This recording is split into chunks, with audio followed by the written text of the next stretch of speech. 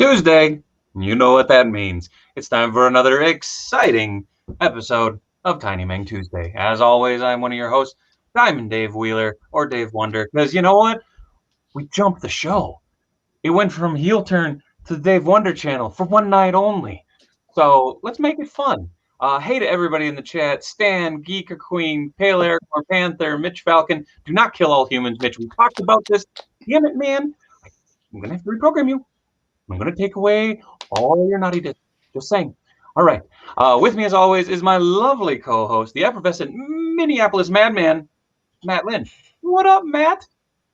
Howdy, howdy. And joining us with his joyful return, your King Ginger. What's up, King? Hi. So, welcome to the show. Look, we got a new look, guys. I figure with the jump to the channel, I merged our backgrounds into something that kind of looks like a soupy blue mess. But you know what? I didn't have a lot of time today, so don't judge, okay? I'm trying. So yes, welcome everybody. For those of you who don't know, Tiny Ming Tuesdays is all about chop and shop. We'll talk and shop with the boys. We'll be doing some live customizing, miniature painting, talking everything toys and comic and wrestling related. If you got questions, drop them in the chat. I'll do my best. Well, we'll all do our best to keep up with the chat for sure. Panther, I'm sorry we interrupted your marathon, but you know what? You know you love us. Just saying. I even busted out my good Orange Cassidy shirt for this. It's still clean. Just saying. I have one that is so ratty from wearing it that it's just like I should not wear this out in public. So yeah, what up, Super Spike? Neb Shapiro, a little red letter media, followed by some Tiny Mc Tuesdays. Hell yeah! I mean, if you're gonna do it right. Mitch the mod dropping all them sweet socials in the chat. So check it out. Judging now that you said not to. Fair. I guess I need something to do while sculpting my Frieza statue. Very cool. The room is looking good. Thank you, Ryan. Eventually I'll do a tour on this channel. It'll be good. What do you guys think about the new Omega Red?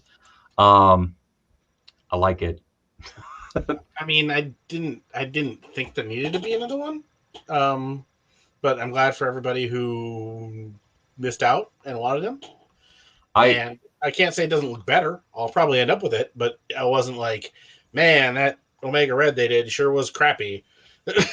I see. The funny thing is when that figure came out, I was working at the comic shop and I was like, I would like a set of that, please. And they're just like, well, do you want the Build-A-Figure? I'm like, yeah. I didn't realize that meant that they were going to sell my Omega Red and keep the Build-A-Figure part for me. So I totally misunderstood. And so I never got him. So I'm stoked because it's another crack at getting my hands on him. So. I've got one in a box somewhere, but Ooh, let's see. Pale Aragorn would like to know, what has everyone had for dinner today? I didn't have dinner. Ollie had another bloody nose, so it was dealing with that and making sure he was all right. I had pizza. Yeah, hell yeah. What about you, King? I had actually, Dave and I were talking as I was grubbing down most ferociously. I had some gluten-free mac and cheese, which yes, it tastes as good as it sounds, with some cut up spicy hot link in it and some cut up normal hot link on it because this Saturday was a grill day, so that means I grilled all the meats. Hell yeah. That was or what was it? Sunday I grilled for Mayanna's folks, and then Monday grilled for my side, and there's so many sausages left over. Not a problem. Cut them up and put them in stuff. Oh hell yeah! I already ground some up I'm gonna toss them in some pasta sauce. Ooh, Dave, what's your hot take on the Seth Rogen CGI turtle movie? I have no idea.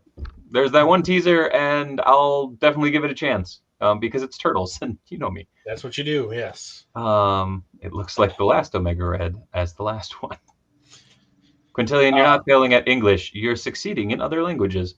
It was, because up until today, with all these X-Men reveals, I was like, this is probably a San Diego Comic-Con set. I'm guessing it's a retro wave. And that's what somebody said today, and I'm like, oh yeah, now that makes perfect sense based on what we're seeing. So yeah, no, I think that's the way to go. That's what it's going to be. Oh, see, Panther's with me. The white boots on the new Omega Red is what I've been waiting for, and I lost the tendrils on my first one. I didn't have the figure, so I'm stoked. This figure looks like the old Toy Biz one, which when I looked at it, I went, oh, and I'm not talking Marvel Legends. I'm talking like X-Men X-Force Toy Biz, because Oliver has my original one, and he plays with it all the time, and it's ingrained in my brain. He doesn't have the ponytail or the tentacles anymore, but still. I was going to say, is it really going to be the same if it doesn't have Kenner Star Wars lightsaber tentacle sliding it out with a lever? Quintillion, getting us back on topic. What is everyone working on tonight? We'll start with our returning third man, King.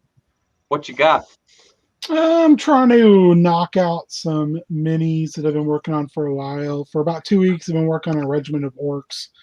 They're almost done. I'm just a little orked out.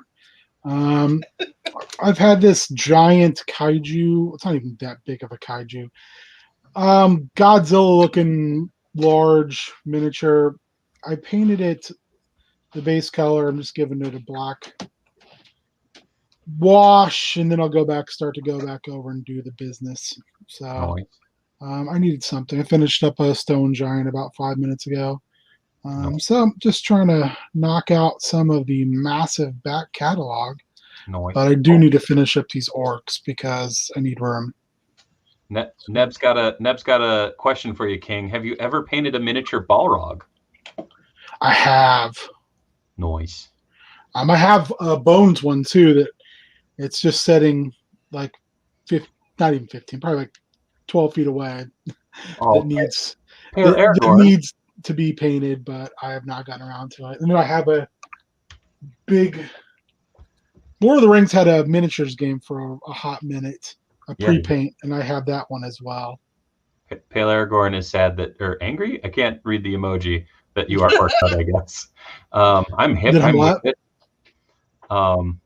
I have to show Matt this because this came in today, and I had the surreal realization that this is probably why Wonder Boy has a giant W on his chest.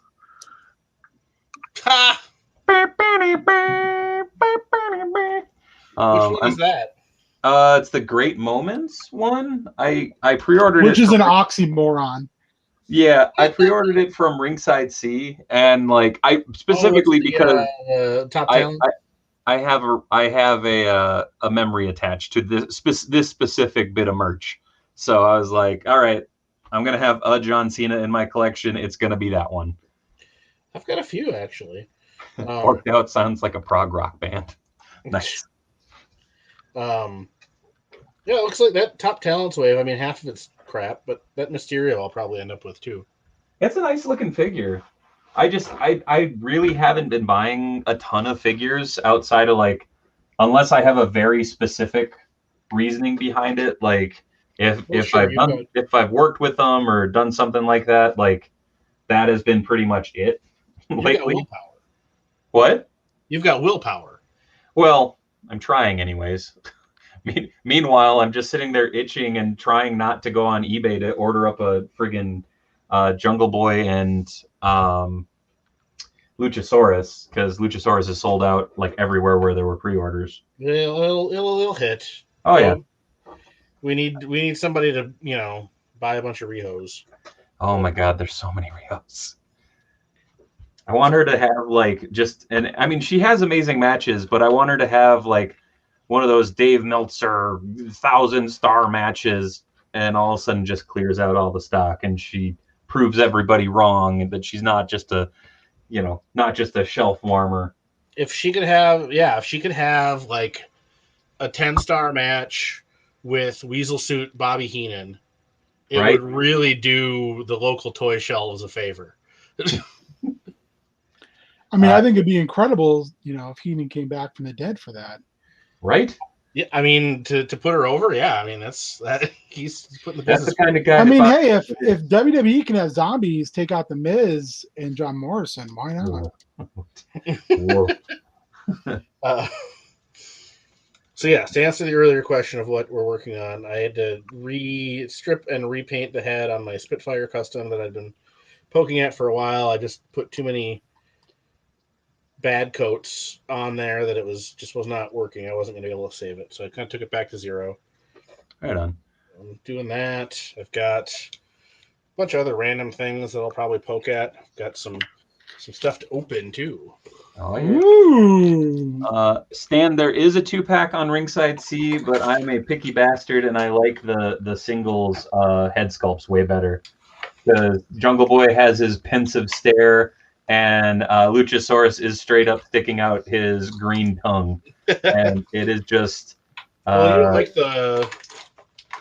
the white gear as much, do you? No, I like Jungle Boy in his like straight up Tarzan gear, and I like Luchasaurus in his like lizard print. So I am going to be a picky bastard on that one. That is fair. But man alive, this is just sucking up the watch. I'm doing up. So I am working on a couple palettes for my dioramas and stuff. So I got a couple more at the dollar store. Nice. And pile of those I've got to. They're so good. Stain, dirty up. They're so good. Those are super cool. Yeah, and they look amazing. They add so much. Like it's such a stupid little detail. Yeah. But like it adds so much to photos and such. So I've been pretty. I don't know. I've been really getting back into the Dio game, like for photographing. So I'm trying to kind of knock out my turtle shelf display, and then I'm going to be moving on to setting up basically my photo backdrop. I was actually inspired by you, Matt, because of your not your little, you have a closet photo setup. So I can't do anything else with. So it's the photo closet. Yes. So I'm gonna be moving forward with basically setting that up with my light box in the back. Nice. Oh, here we go. Neb Shapiro, does Enhancement Talent have anything fun in the works at the moment? Well, always. I mean, I don't know if you can speak to anything. I can't, but we have some gear that we're working on right now. Danny and I were discussing it this evening, and that'll hopefully be done sometime in the next few days here. It's actually gear Dave designed. Whoa. We'll probably narrow it down some. Well, and though some of the colors are changing, a lot of the colors are actually changing from what you designed. So, so yeah, that will hopefully be finishing up this weekend, and then I think it's supposed to debut in a week or two. So, you had some ring jacket. You had your ring jacket debut with AEW, right? That is true. I forgot about that. Yeah. Yes. Dante Martin of Top Flight debuted a pretty bitchin' new entrance jacket by Matt and Danny of Enhancement Talent. Yes, that was an interesting one. It was inspired by a robe that Muhammad Ali wore, and it used like an African woven cloth or whatever, and we didn't obviously have time to weave original cloth, so we had to find some alternatives. Hopefully they liked them. You know, some of these they wore them, so I have to assume so. Yeah, dynamite. But, they didn't mean that pun, but that worked out. Some of the, I'm sure you're used to it too, Dave. It's like, well, yep, we made it, we sent it to you, and then we didn't hear anything from you. Yep. So we have to assume it's good. Yep. You're not complaining, so we did something right. Yeah. I'm gonna have to let the cat in a second, but I did get this. Oh, nice. That showed up today. Very cool. Jonathan wrestling in his Wolverine gear. Very nice. Hey, Aragorn, join us. What do you mean join us? Oh, in the Dio game? You know, Matt, you've got a new nickname going around. You've got a new nickname going around. Oh, do I know? Yeah. It's sexy. New money Matt. Ah, yes, I saw that somewhere. Yeah. It's what happens when you get Kickstarter games before somebody else. Oh. New nicknames happen. I did get my deck yesterday. Nice. What? Panther 10 in the chat. I've spent the better part of 2 days looking at a bunch of military aircraft model kits on Facebook. If I were any good with model glue, I'd probably buy one and put it together. Man, some of those kits, they are finicky as balls. Been to a Target for the first time in over a year. Saw 2 Flints and Lady J's. That's a hell of a find, actually. Yeah. Speaking of guys, have you guys ever seen anything like that gargoyle that came with the Mayfix Batman? Yeah, there's a couple kind of oddities that you can find for those. Also, one came with, I think it was like Young Justice Robin. I think that had something for that. Oh. Quintillion, you didn't ask for a refund, so we call it a win. See? I mean, we wouldn't give, unless we were really screwed up, nobody's getting a full refund on us anyway.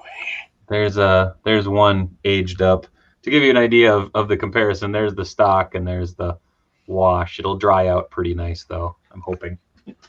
Yeah, I ended up I think I just put a bunch of brown paint in like a little Tupperware and just soaked them for a while. Oh, nice. Hello. All right, this is where we're going now. Hello, kitty. Nigel. You sexy beast, you. Take over the feed, Nigel. Take the wheel. Oh, boy. Now I got fur flying everywhere. Oh, boy. How's that coat of paint going, Matt? Yeah, exactly. Thank you for not calling me too hard, Nigel. I appreciate it. Oh, maybe I spoke too soon. Nigel draws first blood. The first blood match is over. On to the second phase of the Triple Crown match. King, are these minis that hard to assemble? I found a few Balrogs online, but they all come unassembled and unpainted. The one I painted was kind of a pain in the ass because it was metal and I got rid of it. I'm not a metal guy. Sorry. I would say the one I currently have is Reaper Bones, and yeah, there's barely anything to assembly. The only bad thing about those first couple Reaper Bones is, opposed to the Bones Black, the first couple Kickstarters with the minis, the detail can get a little washed out on some spots on the miniatures, but it still looks cool. I think it helps that it's that big. Yeah, it's huge in comparison to a 28 millimeter to 35 or 32 heroic scale style mini. I mean, mini is a relative term in this case. Here's a large stone giant and a regular orc for scale. Oh. And it's about that tall in comparison. Hey, Jazzy McGee. Super Spike. This is Nigel's stream now. Oh, Pale Aircorn, what you got coming in the mail? Wow. Drop it in that chitty chat. Yes. Want to hear about them grails? Yes. So, okay, this brings up actually a conversation point, just because of, I know we all have kind of different collecting backgrounds and whatnot, and this was something that came up the other day when I was talking with Robo. What would you define a grail as? Would you define it as like an end-all be-all, which is kind of what I go for, like as far as definition goes, like it's one of those almost unattainable feats, or is it just something that you want really badly?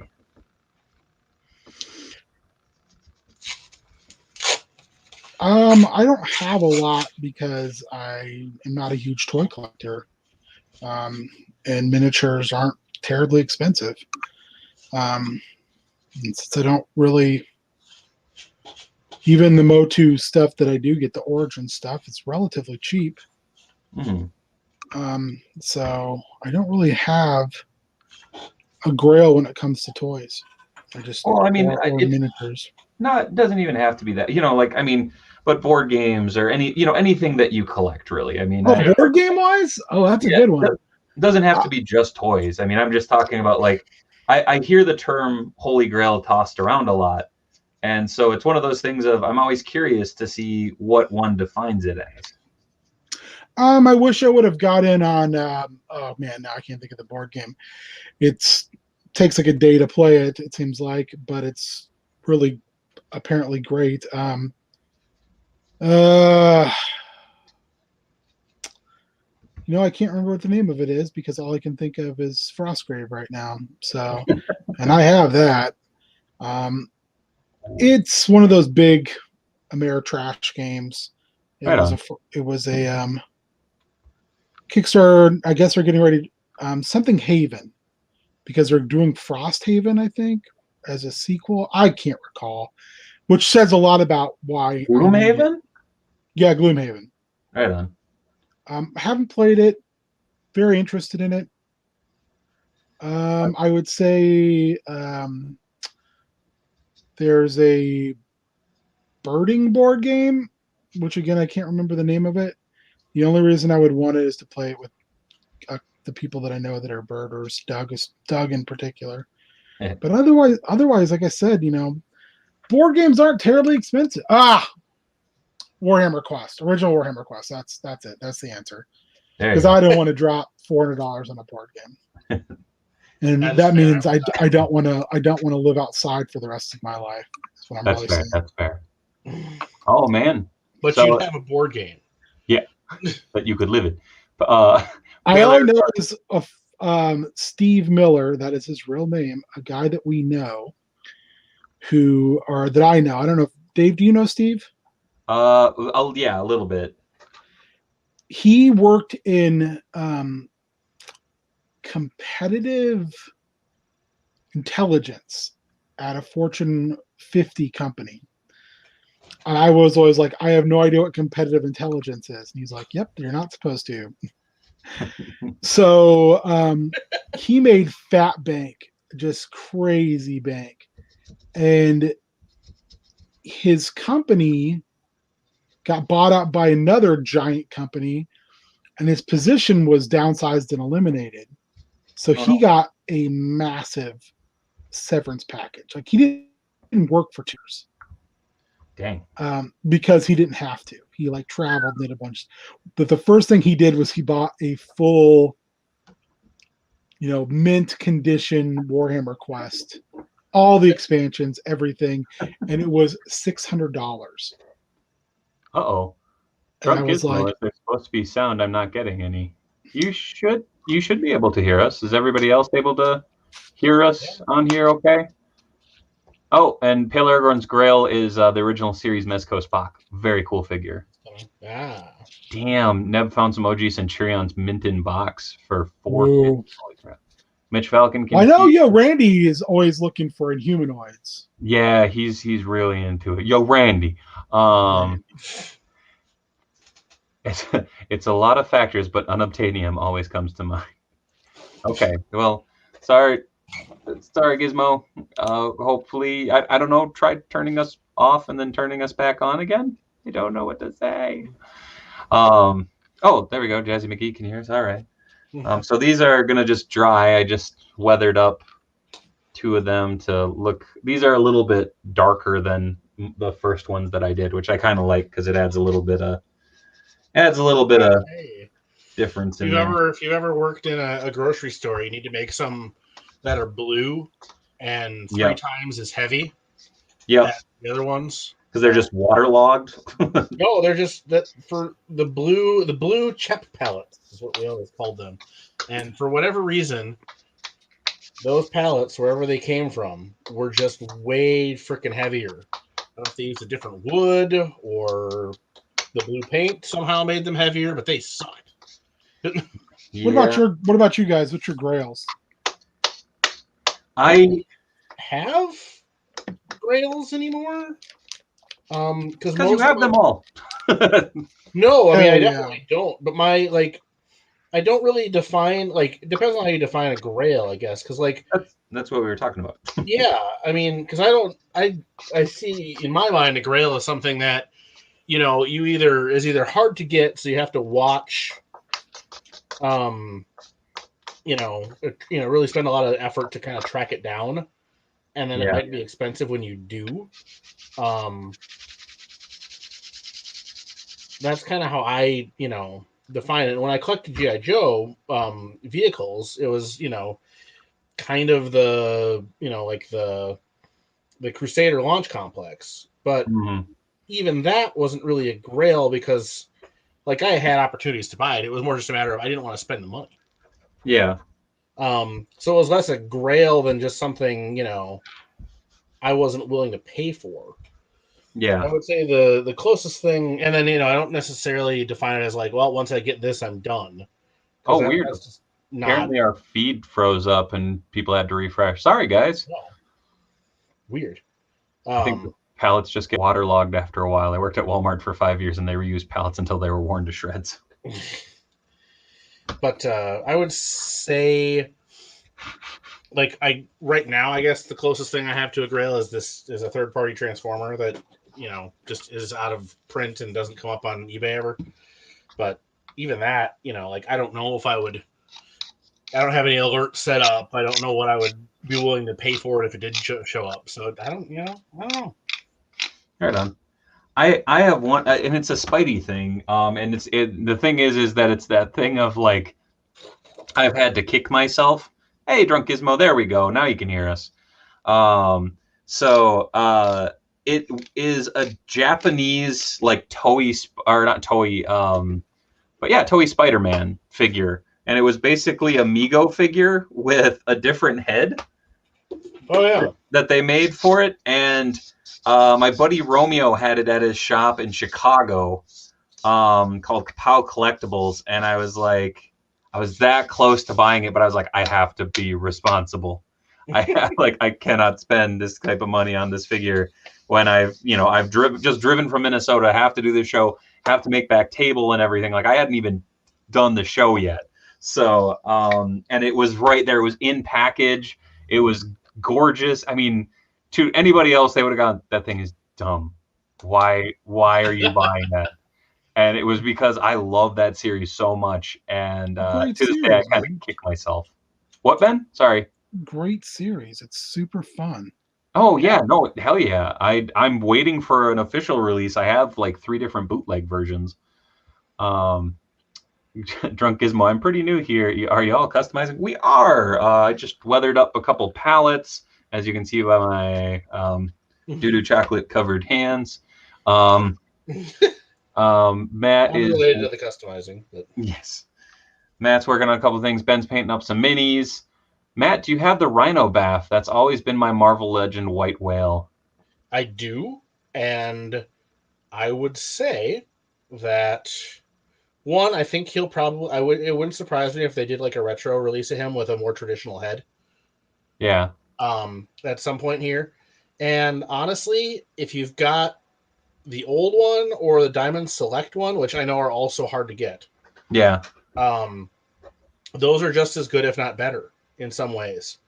It was an earlier one. Well, yeah, with a return to build the figures after a while with the large ones, and just some of the choices they made with the way they integrated the articulation and.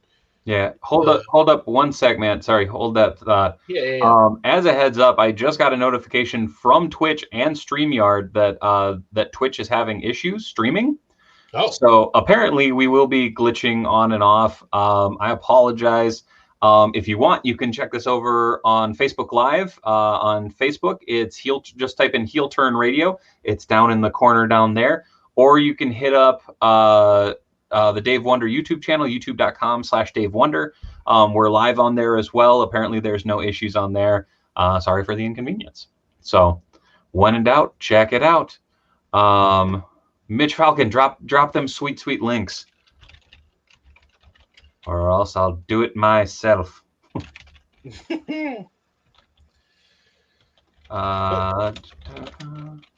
But yes, I would. I mean, the permanent yelly face is kind of weird. So, dude, I like the crazy like half domino mask look on the Build-A-Figure. It's so weird, but I love it. I like it too, but it's very specific to like that era of Spider-Man. Yeah. So I don't mind it, but I wish they would have done a more. Oh, come on, Nigel. Oh, hi, Nigel. Kitty. A more neutral expression of the traditional, just open face sandwich. But I would love, and I want to say, I can't remember if it was Buscema are friends. Yeah. Because I think it originated in Hulk, but like the extra armor that he had in like the early '80s. There The we extra go. like chest and shoulder bits and Yeah. I was in Hulk. the anklets and stuff. I would love if they were to do an updated version of that, and they could use the BAF body for that. I would For be fine sure. with that, but add those bits. I've always loved that look for the Rhino for some reason. Oh, it's super solid. I mean, I just like Rhino. Like, I love that character. It's just ridiculous. I mean, I Good love Big character. Fairy too, but I love the Rhino comic character. I dug him. I just read some old essentials, and I forgot he was a member of the Emissaries of Evil. Yes. I Yeah. forgot that he was considered "quote unquote" an Avengers foe for a while. Yes, for a bit. It's And also weird. He was a recurring Hulk villain for quite some time as well. I think that was mostly. I mean, I think it was before David, but David. It was before David. It was in the Burn run. Would you say Rhino is the best Baff? I would not. That's fair. Here's my question. What would you say is the best Baff? That is a good question. Dread Dormammu. Ooh, but no, it's cool. Dormammu has a solo figure that's out right now, and it's like classic Dormammu. Oh, and Matt has it right there. I do. There it is. Oh, that's cool. That's like the Ditko Dormammu. Yeah, it's really nice. That's super cool, man. Yeah. Just found him today, so yeah. He's got a soft spot in my heart for him. New body and everything. But yes, I did like the Dormammu they did in the Doctor Strange wave. I thought that was a solid figure, and that's the I'm gonna blank on his name. Kevin Maguire. Yep. Yeah. I just Dormammu design. Yeah, I just picked that up not too long ago. Those minis, that's one of those minis that's like totally forgotten. Well, I'm getting all my comics are leaving towards the end of the month, and that's when I had all the issues of, and I was like, I'm not keeping anything. Like, so I am now going and getting trades of stuff where I'm like, I'll reread this. Luckily, eBay is a great place to buy trades. Because if I just want a reader's copy. Yeah. I mean, and I'm not looking for I got a copy of Morrison's Marvel Boy today that is in very, very rough shape. But Cassandra was like, wow. I was like, I paid like $4 for it. Oh, well then. Yeah. And I'm just going to read it like repetitively. So I really don't give a shit what it looks like. Yeah, speaking of that miniseries. Hold up. I have to point out Pale Aragorn's comment in the chat. Whenever I see myself rewatching the stream, I think of the clip from Once Upon a Time in Hollywood where Leonardo points at the television. That's a fantastic comment. Also, lots of love for the Toy Biz Giant Man Baff. That's a good. That one holds up. I still have that one on my shelf, probably because it's the only version of that costume. It's right down there. I got him. I will be right back. I'm going to go wash this off because I keep thinking I'm just a filthy human being. So, it looks like, I'll be right back. But yeah, speaking of Marvel Boy, it's insane that here we are in, 2021, and Hexus the Living Corporation is like the main antagonist in a TV show. Well, it was one of those, I'm like, because I like that Marvel Boy series a lot. And it's just like, I really like that Marvel Boy series. But it's Grant Morrison, so it's going to be just like, ideas sprinting at you a million miles an hour, and some of them aren't going to make any sense and will never show up again, but are cool for that blink of an eye.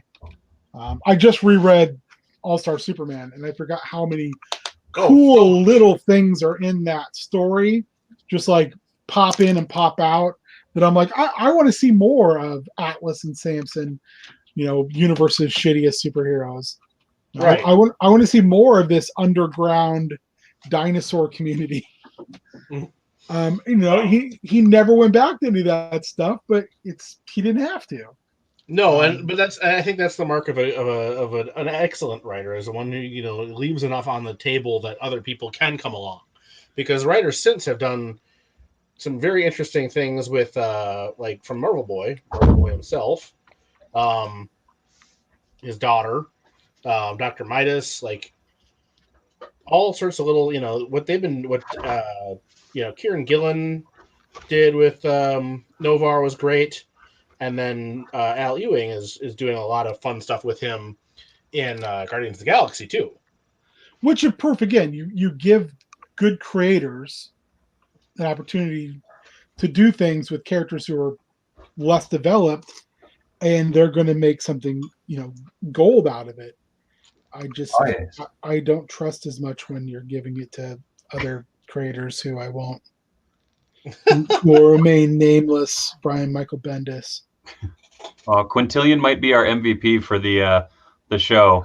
Okay, watching the YouTube stream on the TV and doing the Twitch chat on the phone. Right, hell yeah, that's innovation right there. At my BAFs and see which one I think is the best. You know what? Baff was flipping amazing. Fin Fang Foom. Yeah, he's the one that I'm looking at where I'm like, yeah, that one's freaking sweet. It definitely was a pain in the butt to get, and there's actually a pretty good bootleg out there. But yeah. Yeah, Foom is excellent. Let me see.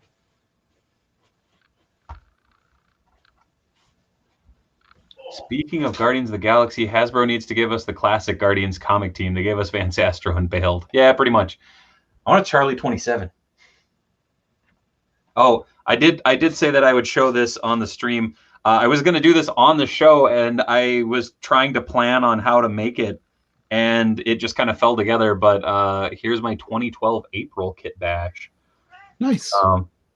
Very simple, very easy. Came together a lot quicker than I thought it was going to, and it beat the crap out of the first one. So it's the Space April head with the ponytail and body from the OG figure. I just drilled out a hole in the back of her head and cut down the ponytail and mounted it in, and it's almost seamless. So, but yeah, looks way better than the initial release, and now I have an April that doesn't look like she has spiders laying eggs in her head. Dude, the original head was rough. I remember it vaguely from the time, but it was a figure I was like, I don't have any need to ever buy this figure because it looks really doofy. I'm gonna give it to Fin Fang Foom, and then after that, I would say, just because I love the character, not because he should have been a Build-A-Figure, but Demo Goblin. Ooh, Demo Goblin, that's a solid figure. It's a really nice figure. Didn't need to be a Build-A-Figure. True. If that's how they did it. I do like that the Hobgoblin from one of the earlier Hasbro waves too. Was that Bacalo design. Yeah, and Mitch Falcon, that is indeed the Spider-Man that I was talking about. It is amazing. Hold on, I'm gonna share the screen so you can see the clusterbuck that is this toy. Boom, there it is. Nice. And it doesn't zoom in properly. But yeah, it's basically the Mego with a hook in its arm and like a very John Romita looking head and these. I don't think that is the Mego. It looks like the Mego, but the musculature, he's thicker. Yeah, I think it's the 12-inch Mego. 2 C's. And yeah. Thick. But yeah, he comes with a bunch of different web and like missiles to shoot out of his arm. Yeah, that one looks way more Romita than the Mego. Oh heck yeah! No, I was saying the body and the suit. No. Well, also, that body is not. There's no way that body is Mego. Also, please note in the instructions, he's webbing up Godzilla. Yes. And that's the box art.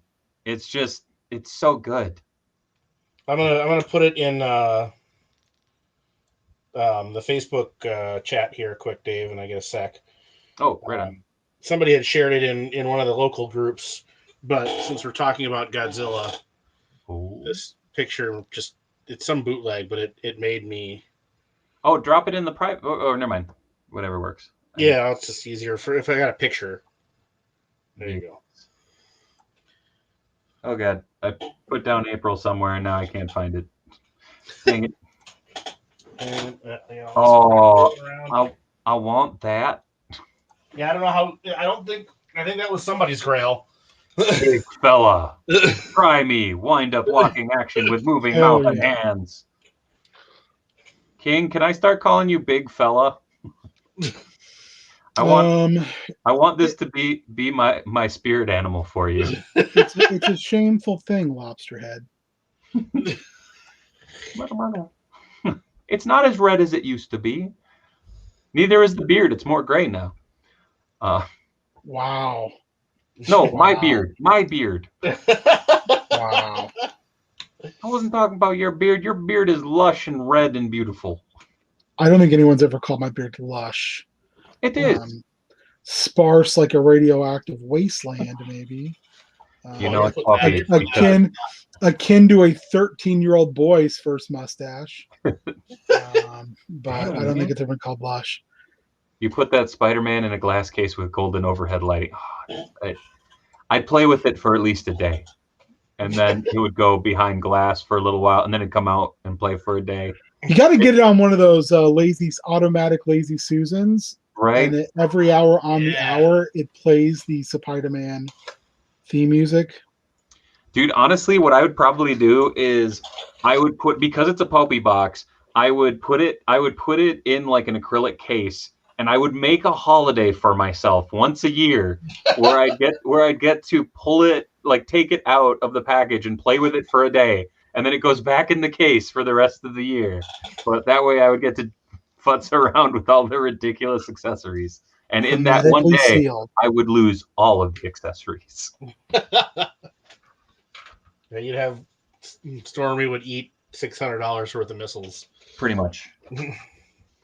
Well, that's what kills me is like all things considered. It was an expensive figure, but it was only quote unquote $250. So probably it's one of those. Yeah, it's one of those where it's like, okay, it's cheaper now than I'll ever see it again, but I still can't justify it. That was exactly it. I was like, this is amazing. I want to make this happen. I can't make this happen. Marriage or Spider-Man? Yeah, pretty much. I need about 30 minutes to think it's over. Matt got the Marvel Legends fanboy action figure. Yes, there he is. You take off that cloak or the hood rather, and he's just an angry Legends collector screaming. Yeah, I gotta stop the head. I don't think it's a bad sculpt, and I don't think it's a bad hood necessarily, but I don't. It's just too, Yes. I'd rather have a neutral head. Actually, I should see if I can fit the bits for my custom hood on here. Yes. What are your feelings on that character, you guys? I think he's another one of those characters where it totally comes down to who's writing him. Mm-hmm. Because I've read arcs where he is literally a punchline.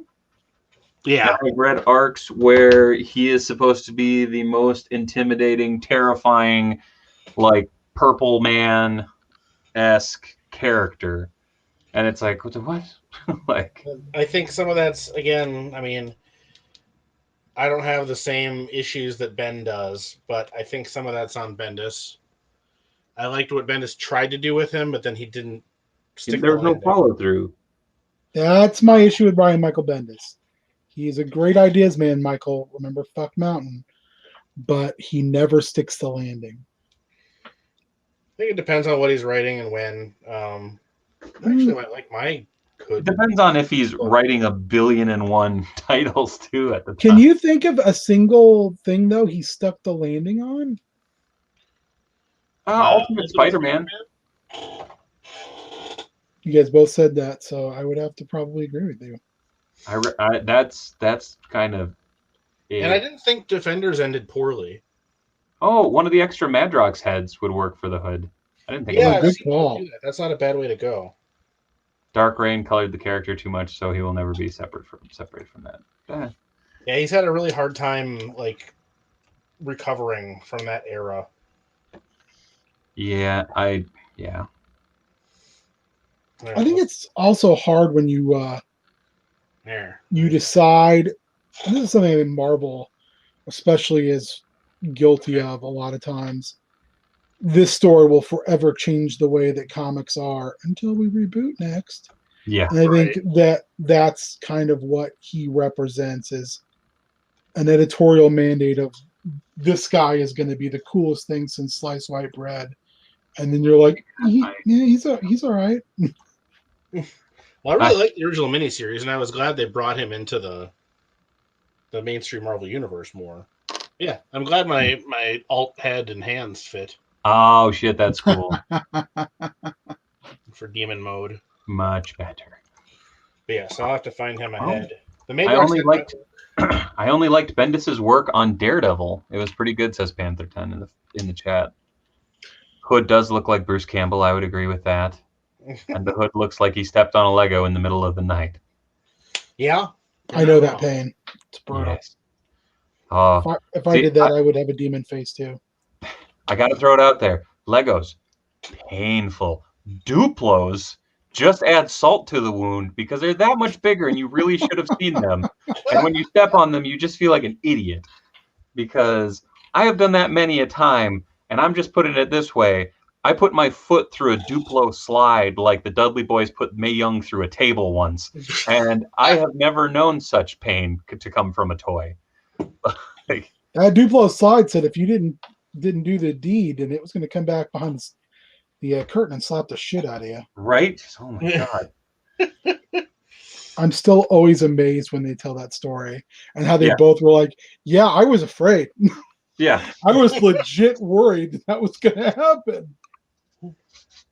I remember that was the night. I think it was Randy and and James watching SmackDown over at the house, and it was like, oh my God, Mae Young should be Mae Young should be worried about the Dudley Boys. I'm like, Mae Young should be worried about osteoporosis. Like I was just like so convinced that it just wasn't gonna happen, and then when it did, it was like, oh, she's dead. Yeah, she's dead. They killed an old lady on TV tonight. Yep. Let the bodies hit the floor. Because I think that was that was Raw, I think, at the time. Oof. Man, you ever look back at some of those wrestling shows and go, what the fuck? Like, how did that happen? Like, why? Yeah, why? Who thought this was a good idea or smart or yeah? To be fair, I also look at a lot of retro toys and I go, okay, who is sitting here going, you know what's a good idea? This. That's awesome, though. It's an amazing figure. But who is looking at Spider-Man being like, you know what Spider-Man needs? To be a vampire.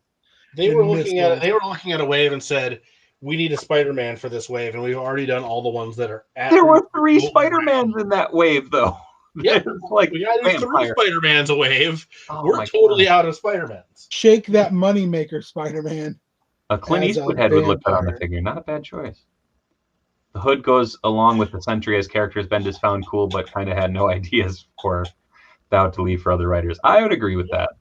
Oh yeah, and he did some real damage to D-Man, I thought. And Girl. And well, that's the thing is like he doesn't leave character. We were just talking about this moments ago, Dave. Yeah. About characters who do a good job of leaving, a building ground for the next creative team or whoever else starts to use that character afterwards. I think that is maybe the most cardinal sin of Brian Michael Bendis. He leaves characters radioactive when he leaves. Oh yes. He does not go out on his back. No. Yeah. He don't do that. He says no yob. No yob. I will say it's one of those things that it's funny because it's 2 extremes. It's you either have the writers who leave burnt, like just salted earth. Who's somebody you think does that, Dave? Mark Millar or Mark Millar. You don't give a crap. Who is somebody who does it who's talented? I think the opposite of that, like someone who will introduce a bunch of characters and leave a lot of things open is Dan Slott. Definitely. I think he's the king of, hey, here you go. Like here's a really cool setup. You know, you have a lot of things that you can play with, and it's always so interesting to see who can take the ball and run with it. Also, I have to give a shout out to Goji King. What up, dude? Welcome, welcome. And yes, we should get Wade on here. I'll drop him a line. We'll get him on here sometime. That'd be super fun. And I did not finish the Tony Hawk custom. I'm actually waiting on a body to come in. Do a kickflip. I'm trying to think of a very talented writer that kind of leaves messes in their wake. Well, Frank Miller? I don't think. Again, talent I think is the one thing that is lacking. Claremont, maybe. I was gonna say Claremont is definitely guilty of it. But I think Chris, I think he's and I'm not defending Chris Claremont or Marv Wolfman in any way, shape, or form by saying this. I think they get on books and they just act like they're going to be there forever, like literally until they die. Yeah. And so they just write themselves into a corner. Oh, I think John Byrne has as he's gotten older, absolutely one of those guys is super guilty of that. He was good. He was good earlier in his career about not doing that, and then he got giving an F. In the 80s, though, holy crap! It's like, yeah, I'm just gonna shit on Namor and then leave. All right.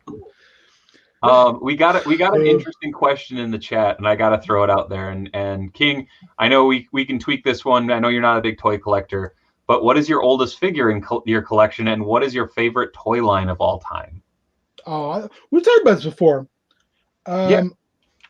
My favorite figure, my favorite figure I own, or oldest figure, is probably a Golden Age Hawkman figure. Yes. And it was like, what was the question after that? I got lost. What is your favorite toy line of all time? Kenner's Superpower. Ooh. Very nice, very nice. What about you, Matthew? Oldest toy in my collection. I mean, I'm going to discount my G.I. Joe vehicles because those are going away. They're not really part of my collection anymore. They haven't been on display in a decade. So, oldest toy in my collection. Oldest toy, longest line. I've got some Transformers that are probably pretty old, but I'd say Cops. Oh gosh, I remember that. Those I actually still have. I need to. That's one of those lines where I need to go back at it and fill it out. That was a good line of toys. Oh yeah, no, great line of toys. I would love to see Hasbro bring them back in some form or other. I don't think the environment's right for it, but yeah. and the excellent the tongue-in-cheek file cards and stuff from Larry Hama. But those are I'd say that's the oldest stuff currently in my collection. Thank you, Gak Olaf. Gak Olaf in the chat. I must say I love these live streams. It's like a not as creepy Truman Show. My favorite. We don't get creepy till hour 2. That's favorite all-time toy line would either probably be just G.I. Joe as a whole or Marvel Legends. Nice. Ooh, classics doesn't make the cut, huh? It's a great toy line, but when I got to go with a favorite, it's one of those lines where it's like, now that it's done, it tends to fade off out of memory. So it's a great. I love that line, but it's just done. So I don't need to worry about getting more of it. Did you decide no on Masterverse then? I don't know. I'm gonna wait until I see him in person. I'm not planning on it right now, but I'm dumb. But I'm also that Battle Cat is amazing. Yeah. I'm also getting a lot of Origins, so you're welcome. I was gonna say, Mister, I'm never gonna collect Origins. I wasn't gonna, and then I did. Pale Someone brought him over to the dark side. Pale Aragorn, do you collect Black Series? I do. I like that line quite a bit. I was on the fence for a while. I would go back and forth. Like I got some of the first ones, and then I was like, no, I can't keep going with this line. I'm not a big enough Star Wars fan these days, you know. And then every now and then they'd be like, they'd do a character where I'd be like, all right, I gotta get Lando. I gotta have a Lando figure. Yeah. I need to Billy be some D. Lando in my life. Well, because you know, it's certain characters. It's It's more about the Lando! character or the actor. It's like, yeah, I want a Billy D. Williams toy, a really nice one. Who doesn't? So you know, they would get me here and there, and then I'd see stuff on clearance. I'd be like, all right. Oh, dude, thank you, by the way, for that message this week about.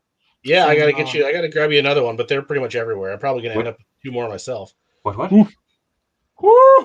Matt sent me Half off the at sexiest Target message ever.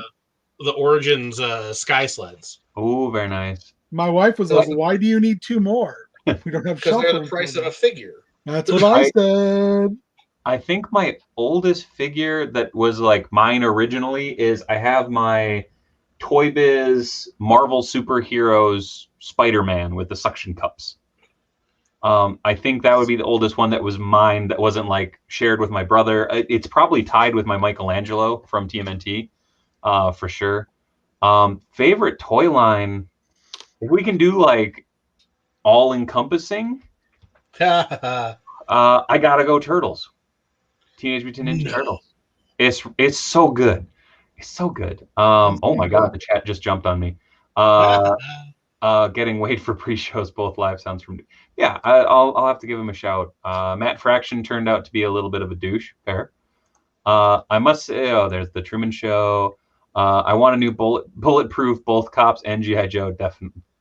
Absolutely. Supposedly, and I don't know whether they're gonna pull it off or not, or what they're gonna do with it. But Fresh Monkey Fiction, who did Eagle Force, they have some cop stuff planned. So I don't know if they licensed it or if they're hoping they don't get sued into oblivion by Hasbro or what. I don't think Hasbro would have let those rights lapse, but I don't know. Anyway, so they've got some cops stuff planned, and the first stuff they were going to do is like some muscle style, like super deformed figurines. Yeah, but we'll see what they do with that. Pale Aragorn, you collected have never mind. Goji King's asking Pale Aragorn. That new I did collect that whole wave. Yeah. I'd love Black Series more if they released as much figs as Marvel Legends. Oh, don't jinx it. Oh no, I can't do that. That's too much. Mitch Falcon, we do need a Billy D Two-Face. I know at least one person that's head would explode if that happened. I really do hope. I mean, I don't think we're gonna see figures out of it, and if we were, the '89 comic. Yeah. General Orlando looks really good. I can't remember. I gotta find the account on Instagram, but somebody's been doing essentially more, figures based on more Burton sequels. Yeah. And so they did a Billy D Two-Face, and then they've done a bunch of other like characters and cast actors to play them. That's great. That's such Mr. Ryan Clark. I got to give a shout out real quick because he stopped by. What up, dude? Thank you so much for stopping in. Catch you on the next one. They're super cool figures because he was trying to figure out like, all right, so if Tim Burton was casting this in X years after Returns or whatever, who would it be? So he's got like, see, now I can't remember. I think he ended up putting Schwarzenegger in there as Bane, rather than Mr. Freeze. And I think it was, it was Mr. I gotta find this now because it's good stuff. Okay, so King, I got a question for you. You're gonna have to look at the screen for a moment, but if you can guess who I'm going to be customizing this into, you win a prize. I can't see it because I'm blind.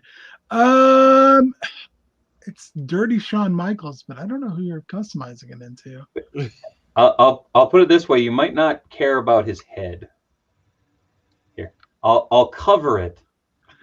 That tells me that's nothing. Okay. That tells me nothing. He will eventually become the most devious Ultramantis Black. Ooh. I'm going for it, going hog on this. Are you going to do the T-shirt and everything? I think so. I actually want to do the robe and the Grand Championship, just because that was one of those moments in wrestling where I truly was just like, wait, what? Like, what just happened? So that was amazing. That was one of my favorite It was such that, a and when we were in Chicago and he came back. Yep. That was so wild. I still have my hot pink Ultramantis black shirt signed by him, and like the marker has slowly turned to purple over time. I think you were the one who was like, "You want to see something really cool?" And he was like, "Of course." And you're like, he busted out the Halloween costume picture. Yeah. He was like, "That is very cool." Yeah, that's amazing. Dave Wonder, is that shirtless end of X-Men Origins Wolverine Deadpool? No, it is not. We don't speak of him. Gak Olaf, I really enjoyed the DC Direct line despite the limited articulation. That animated series line is insane. My oldest figures are probably my vintage Target 4-pack of the original TMNT. Favorite line is probably Marvel Legends. Good call. Man, lots of fun chat tonight. Koji King, good man, didn't scalp it. Almost time for that juicy commercial break. You're right. In fact, my clock just hit 9 o'clock. We're done with the first hour, folks. So here's a little word from not one of our sponsors, but one of our favorite businesses out there. You might recognize the voice. Don't spoil it if you do. Do you feel like a champion? Do you worry that you don't look like a champion? Try Enhancement Talent Clothing and Gear. At our state-of-the-art facility, you'll find wall art. Not one, not two, but a spectacular 3 cats. This thing. Top-of-the-line sewing equipment that Enhancement Talent has used to make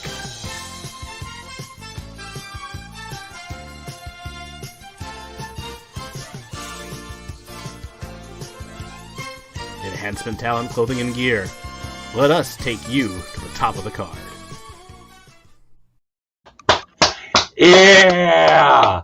Woo! Oh, Goji King, thank you so much for stopping by. We'll catch you tomorrow.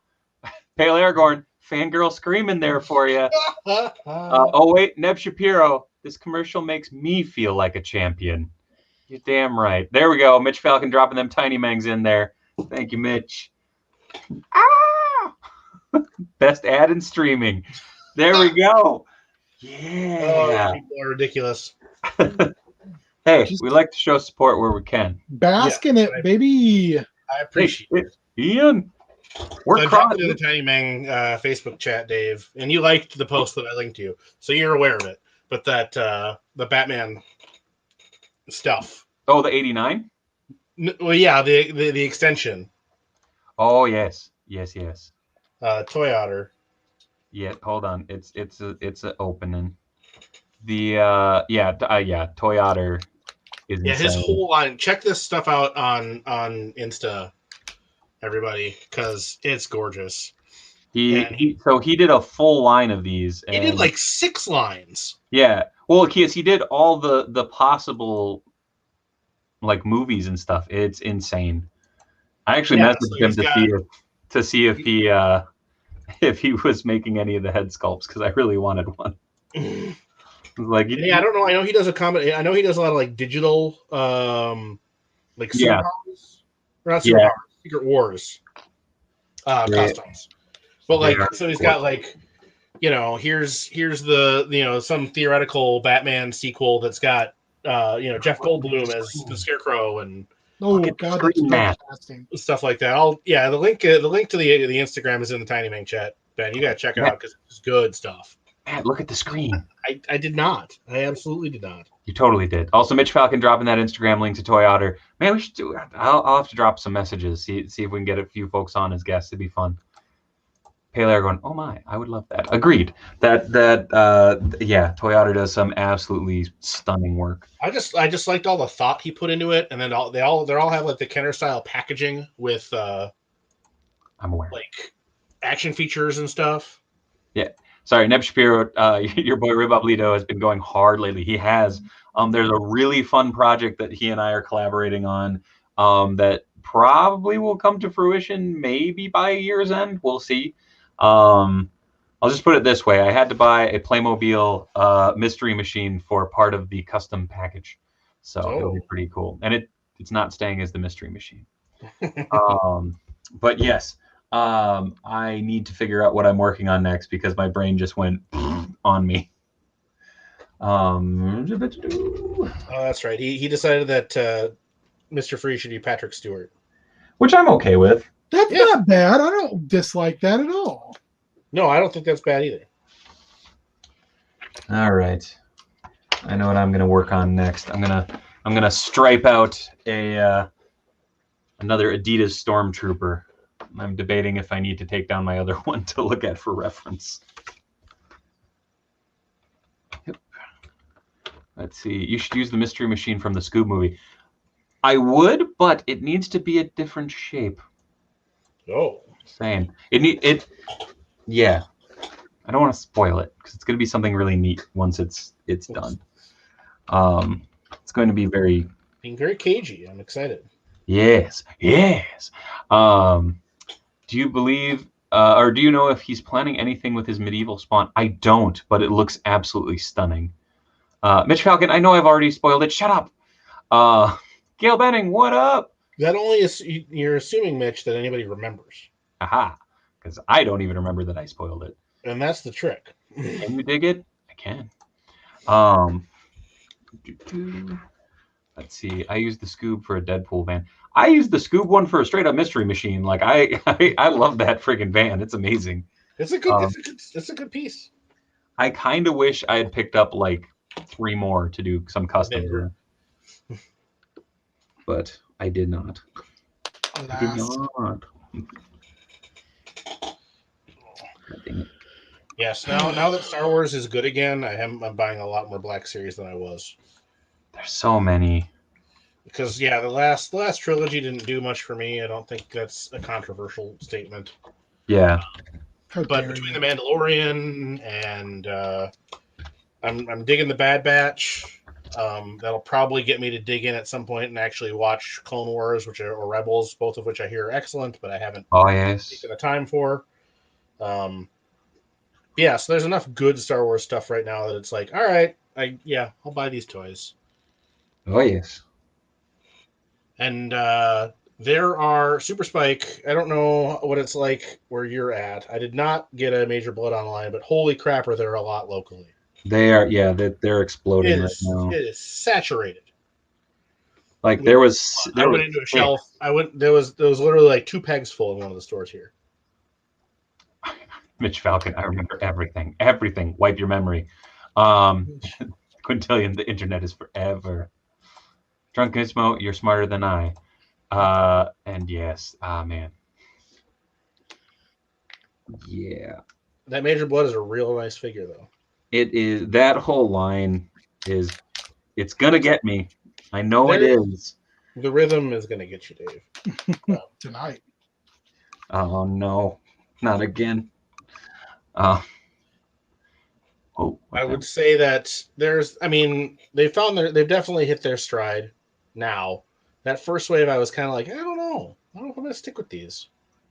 Oh, I don't know if I've ever asked you, Matt, who is your favorite G.I. Joe character? Well, who's your favorite hero? Who's your favorite villain? That's loaded. Because I know Dave's brother James loves him some Dr. Mindbender to a disturbing degree. Mindbender's great. I love Dr. Mindbender. It really depends. Shirtless Hugo Strange. Yeah, I developed a whole extra, backstory and rationales for his weirdness in my head. And fun fact about Mindbender: as a small child, I didn't know that half his face wasn't messed up because our dog chewed on the head, and I thought it was just like a two-face situation. And that I could respect. And I didn't know that. Like I was a little kid. And then, I remember watching, I think it was the G.I. Joe movie, and I'm like, what happened to him? What is this before the accident? Like, I don't have anything that good with Dr. Mindbender. I did as a kid. That's because when the Super Bowl was here. Yeah. I don't know who talked my dad into this, but he was convinced that he was just going to get all this stuff and make a mint on it or something. So he bought uncut trading card sheets and starting lineups and just all these weird Super Bowl tchotchkes. And it's like, all right, I had no idea what any of that was about. and just that all of a sudden here was the stuff, and then none of it was worth anything. But I ended up with a starting lineup figure, and those things sucked as toys. If you're a sports fan, I'm sure they were, oh, cool, I've got a plastic representation of so-and-so. For me, I was like, this football helmet is now a mind control helmet. Hell yeah. Dr. Mindbender wore that thing all the time. Too bad you couldn't get him a shirt.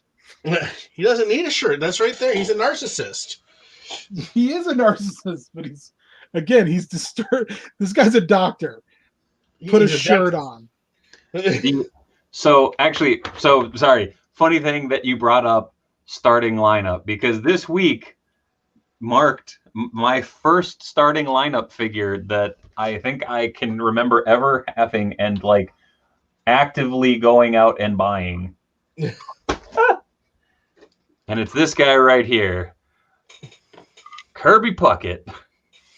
And it was the big thing with it was his base is the Triple H Metrodome. In better days. Well, it's good. I guess it's partly collapsed there. Yeah. But I wanted to put a piece of Twins memorabilia in my like display, and I was like, well, like I have toys on my shelf. Like, what am I going to put a baseball? Am I going to put, like, what am I going to put up there? And I was like, oh man, Stan Vince, you guys hear the rumor about Dr. Mindbender? No.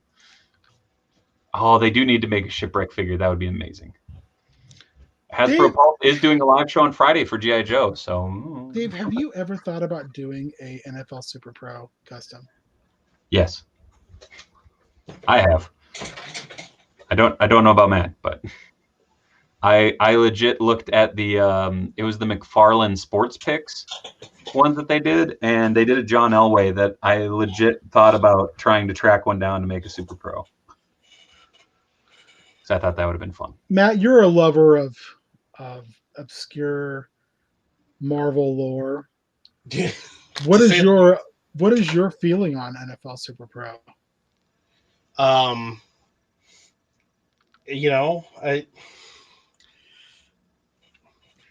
wish they could bring him back just for the hell of it. If you could bring him back, what would you do with him? Like, let's say you we're going to do a series, and you're like, hey. So I mean, I honestly think contingent upon me doing this, Marvel, I want NFL Super Pro. Give me the Super Pro. I think it would be interesting to get maybe not like Grant Morrison level meta with it, but to like weave in like here you were like the officially licensed superhero of professional football. Mm-hmm. And now, like, what are you? you can't even use the likeness anymore. Like, that's a cool idea, man. Deal with that, I don't know. Super Pro makes Marvel UK look good. Hey, don't diss on Marvel UK. I like Marvel UK. That's game. Yeah. Well, yeah. Does anybody remember St. George? St. George, Kill Power, and Motormouth. Yeah. That was a great costume. I mean, I didn't read a lot of that stuff, but it's a rich tapestry that I appreciate.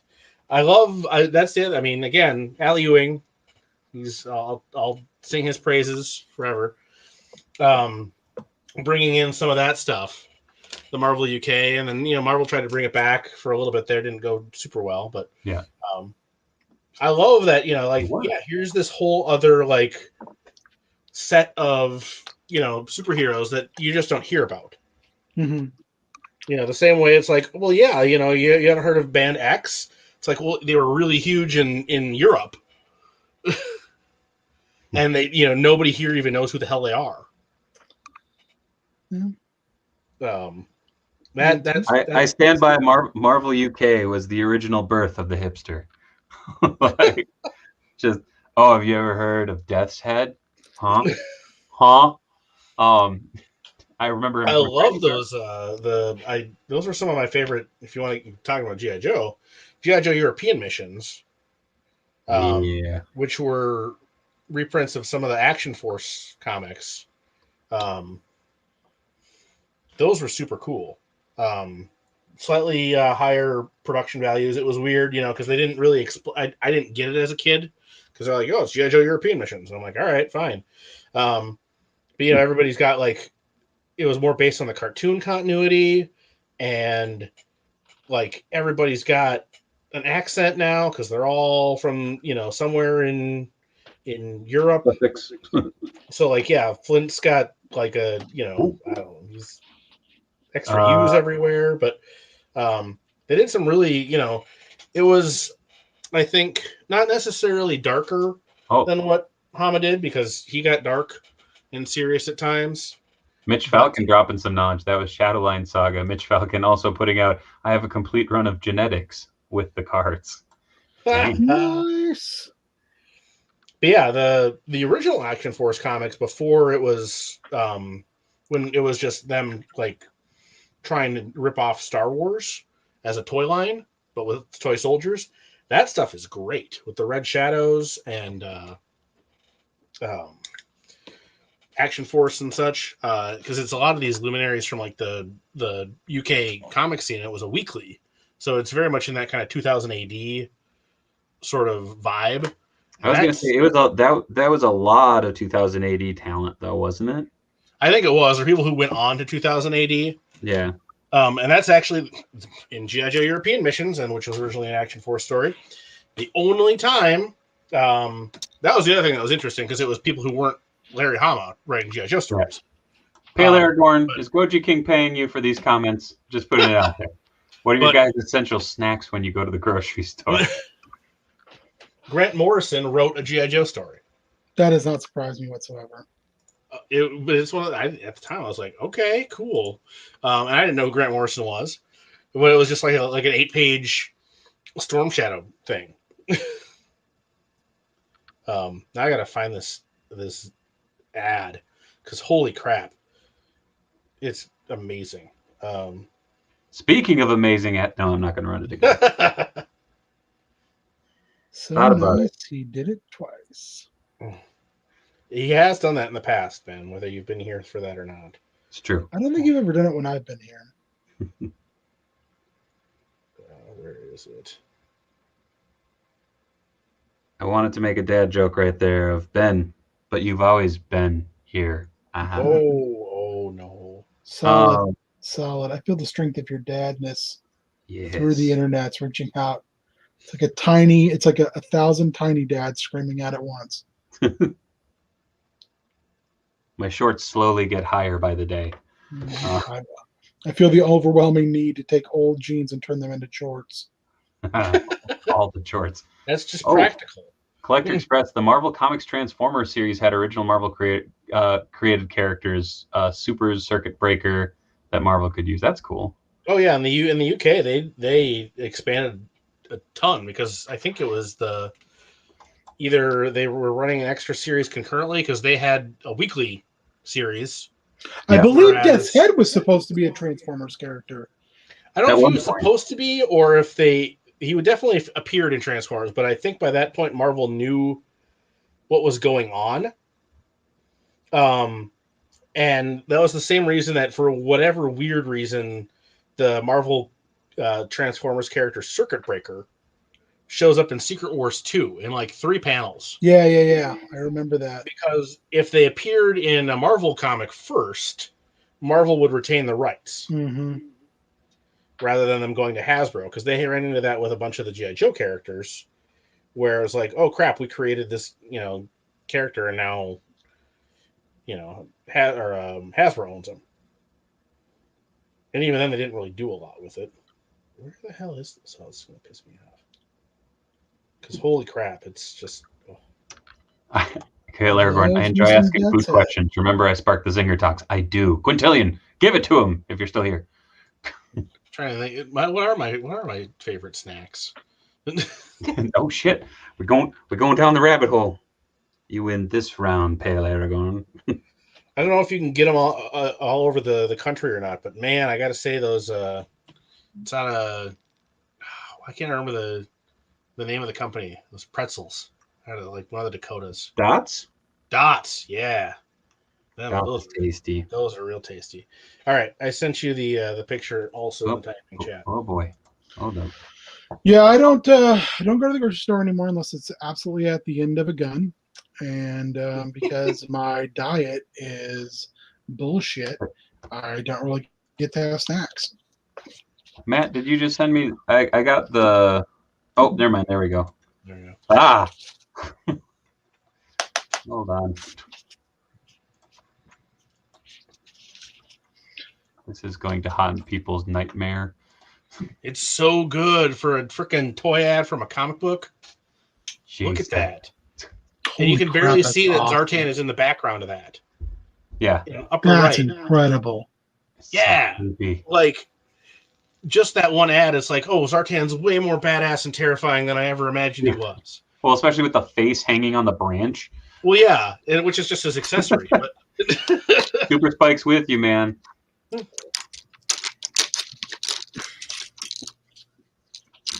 Fucking magic is what it is. But yeah, That's incredible. I would love if that's I don't because there's no way to track it down here, of course. Just think how easily Zartan could be morphed into a straight up horror character. Oh, absolutely. Absolutely. Well, I mean, Larry Hama turned him into a weird biker ninja. As one does. And that works too, surprisingly. But yeah, no, Zartan is one of the better Joe characters. I still stand by that. The obscure, the weird Joes. Like Lightfoot is one of my favorite Joe characters. Sci-fi, baby. Because he had like two kind of spotlights in the that Larry Hama did, and it was like, here's the issue where it's all the new recruits, and oh crap, Cobra's actually attacking. So even though you're not officially Joe's yet, deal with it. Do some stuff. But it was like their training sequence, and it was just like they were being complete bastards to the new recruits. And then that was his second time through, because his first mission, which was also like a training mission, went south and he got injured and some guy got killed. Yeah. And he blew up a bunker with like cocoa, because he basically created a grain silo explosion in this bunker in the Middle East somewhere. So yeah, just the weird, because that was definitely one of the strengths of the comic, is they would take these just weird characters. It's like, oh yeah, here's a dude with a little robot in a yellow jumpsuit. Oh no, he's got all this like depth and story to him. So there was a show locally here in the cities. I want to say it was like 4 or 5 years ago, and Larry Hama was the guest, and the showrunner, knew that like I'm a friendly guy, and so like if they, if the guests have questions and stuff, like I was kind of the guy to put next to him, because it'd be like, oh, where's the bathroom? Oh, it's over here. Oh, we're gonna get food. Oh, you can go here, that type of thing. So I was tabling next to Larry, and there was a dude who came up, and he just looks Larry straight in the eyes, and he goes, "What was up with Zartan?" And the look on Larry's face, and I'm trying to remember his exact words, but it was something akin to, he was badass, and like just went on to the next like person. Like, yeah. Question answered. Yeah. No, Larry. I mean, the more you read about like Larry as a human being, I mean, just an amazing guy. Yeah. Really interesting dude. And yeah, he did a lot to make sure people were being treated fairly.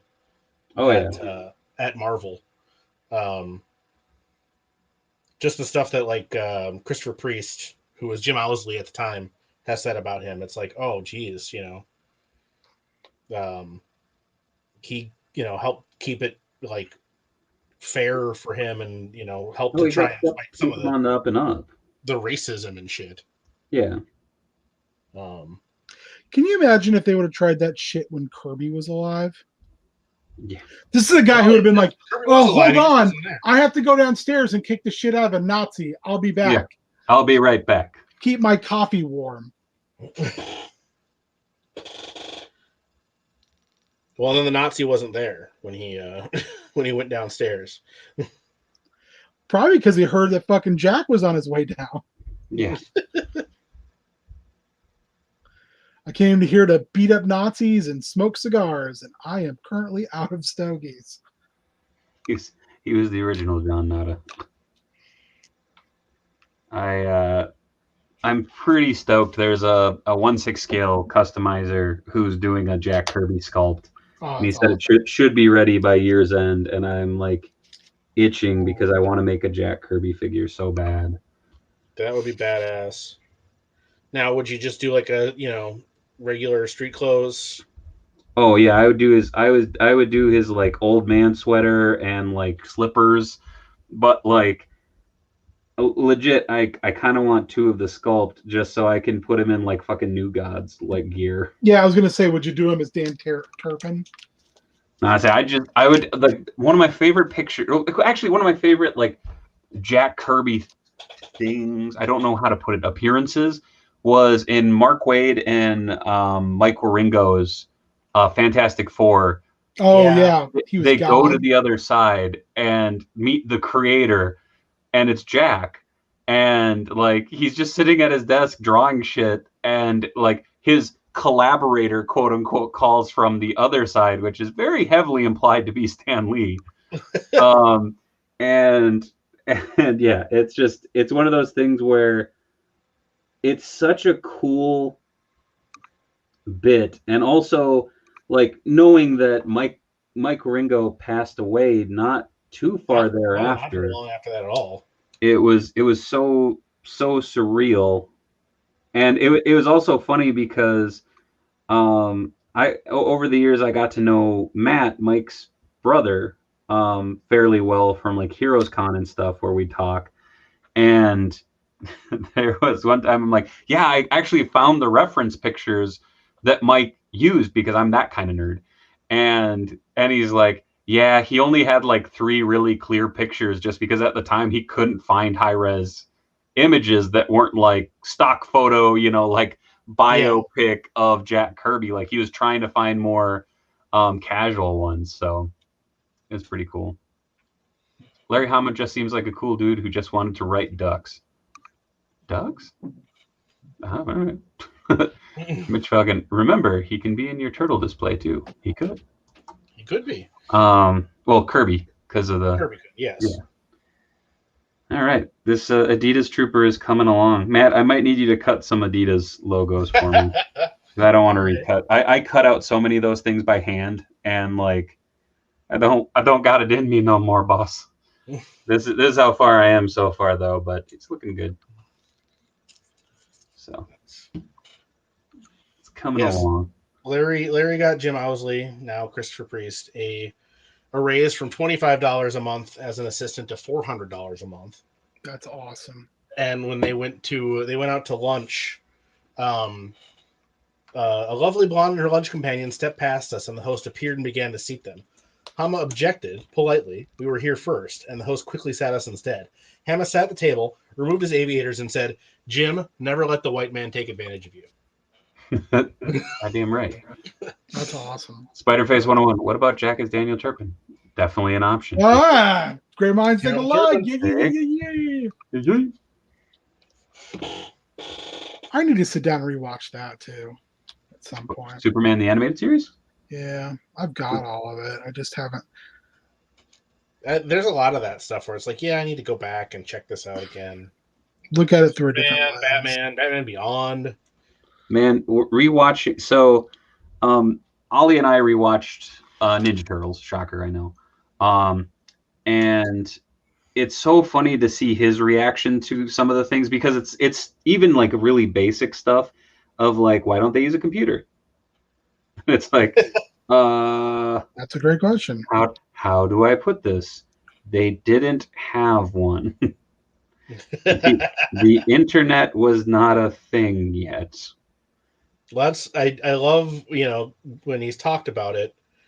I can't remember whether they asked him or if he just offered it up, but with Ed Brubaker talking about like why he sets a lot of his stuff, in the past, like 90s and before, and he's like, because cell phones weren't a thing. And when cell phones are a thing, it really, the answer to so many narrative questions or problems becomes, why did they use their phone? why didn't they use a cell phone? So it's like, I want to be a free from that. I can't remember what horror writer said that same thing. That's Oh, basically Stephen King said it.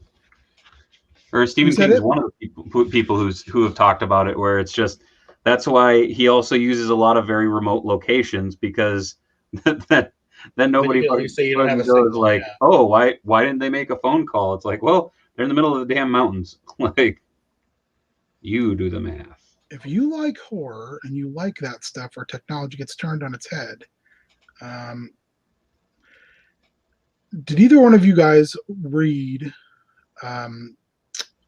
World War Z or listen to the audiobook, not the movie? Yeah, Yes, I the did book, read the novel. Yeah. Yeah. So Max Brooks also just wrote another book this last year. It's called Devolved. And it's written in the same kind of format. It's a bunch of interviews. Okay. And just like always, when he writes books, he says, if you want to see a movie of my book, listen to the audiobook. Yeah. Because I didn't realize he had such bad dyslexia as a kid. Because Mel Brooks was married to Sophia Loren, right? Was that who I'll he take was your married? word for that. Could be. He was married to someone super famous and extremely beautiful, who was Brooks's mother, or Okay. Max Brooks's mother. And he was failing in school monumentally because of his learning disabilities. And she ensured that he got all the reading material audially through audios. Oh. Nice. So he was like, to me, an audiobook is a true movie.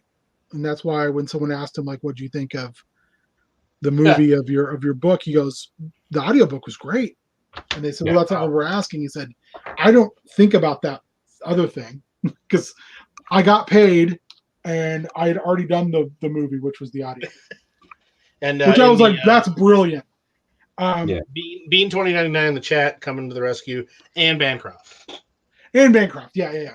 Who apparently just a saint because of like, my kid is going to get this stuff in a way that they can understand it. You're going to learn, and you're going to learn good. Yeah, you're going to learn. There is no excuse. So he listened to the audiobook. Hell yeah. He wrote this book last year, and it is about like a tech village up by, I want to say, Mount Rainier. Okay. And they get all their food brought in. They're like big heads in a small like village. You get their food brought in by drones. Everything's done by computer. Rainier erupts, and they can't get off the mountain. But that's not the scary part. The scary part is a tribe of Bigfoot also come down the mountain. And they are now competing for food. They're competing for shelter. So you have a bunch of very intelligent people who are not very physically active, who all of a sudden are now in a territorial battle with something that even if they were, they would not match up well against. And it is interesting. So disturbing. It's really good. And again, the audiobook's fantastic. Panther in the chat. I dare all of the Tiny Men crew to marathon the Lois and Clark, The New Adventures of Superman, seasons 1 through 4. Oh. P.S. You are not allowed to have any edibles beforehand. I have it all on DVD. It's upstairs. It was before I found out that Dean Cain had gone crazy. But it still holds a special place in my heart, nostalgia-wise. And for the record, Mitch Falcon dropping some knowledge in the chat. I popped it up earlier. But those kind of novels are known as epistolary. Yep. There we go. Very cool. Thank you. Which is a word I had seen. I've never seen that word before. Like it was right there. Excited to learn a new word. But a moment ago. Yeah, it was a word I'd seen but didn't know what it meant. So there we go. Uh-huh. The more you know. And yeah, there's. I watch the Lois and Clark. I watched it when I was young. I didn't know any better, but I wasn't like into it. I was. I can watch a lot of. There's a lot of. I have a high tolerance for bad things, though, so I would probably find something to entertain me about it. I I'll enjoyed put it that. this way. There is a character in the show called Deathstroke. His power is to give people heart attacks. I mean, it's a good power. Yeah. Yeah, I mean, It's one of those things where I remember watching as a little kid, and I was like, "This is not Deathstroke." Like, I know. This is not the one-eyed man who harasses teenagers. And Yes. this is not him. Not even the Marvel Deathstroke. Yeah. Just kind of a ninja. Yes. Some sort of pool of dead. Oh no! There was actually a Marvel character called Deathstroke. Oh, was there? Yes. He was a Spider-Man villain who appeared after the DC Deathstroke. Because it was Deathstroke and his Terminators, which was his band of assassins. That was in Daredevil. The guy who wore the trench coat and the hat, who you couldn't see his face, and he had like that. If he touched you, he basically caused Stalker. Stalker. God, I couldn't remember what the guy's name was. Also an interesting character, and then I think it was Miller who killed him off. But I did like that storyline. He was one of those characters where I never had the original books at the time, but he fascinated me from reading the Marvel Handbook. In the Book of the Dead. And what a great tool when we were kids to get you like hyped about Marvel stuff. It was so good. Oh, I love the Marvel Handbook. But yeah, he was attacking. He had to be solid to use his death touch, but he could turn intangible. And he had Daredevil like somewhat at his mercy, and so he was like diving at him and needed to turn solid to use his death touch, and forgot that he was halfway phasing through a headstone. So he turned himself solid halfway through a headstone and immediately died. So he was like the Ghost. Yes. Remember when Ghost killed Spy Master that way? Yes. Tricked him into going through the halfway through the wall and then turned the power off. God, I hope that if the Armor Wars TV show is half as good as that comic. I forgot about this dude. Well, yeah, it was really a great obscure. cover. He appeared in one issue of Spider-Woman, I think, and then he didn't show up again for about 20 years. Spider-Woman 39. Yep. And then Mark Gruenwald, because Mark Gruenwald is Mark Gruenwald, remembered him, brought him back, killed him. Hold on, I'm popping him up. So there you go. I like the costume, though. Yeah, it's not a bad costume. It's not bad. It's very Manhunter. What did he kill him? Yeah, it is. Was he one of the victims of the Scourge?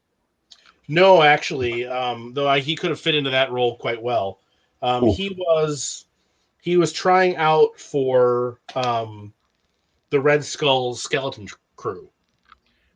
You know what? I have that issue.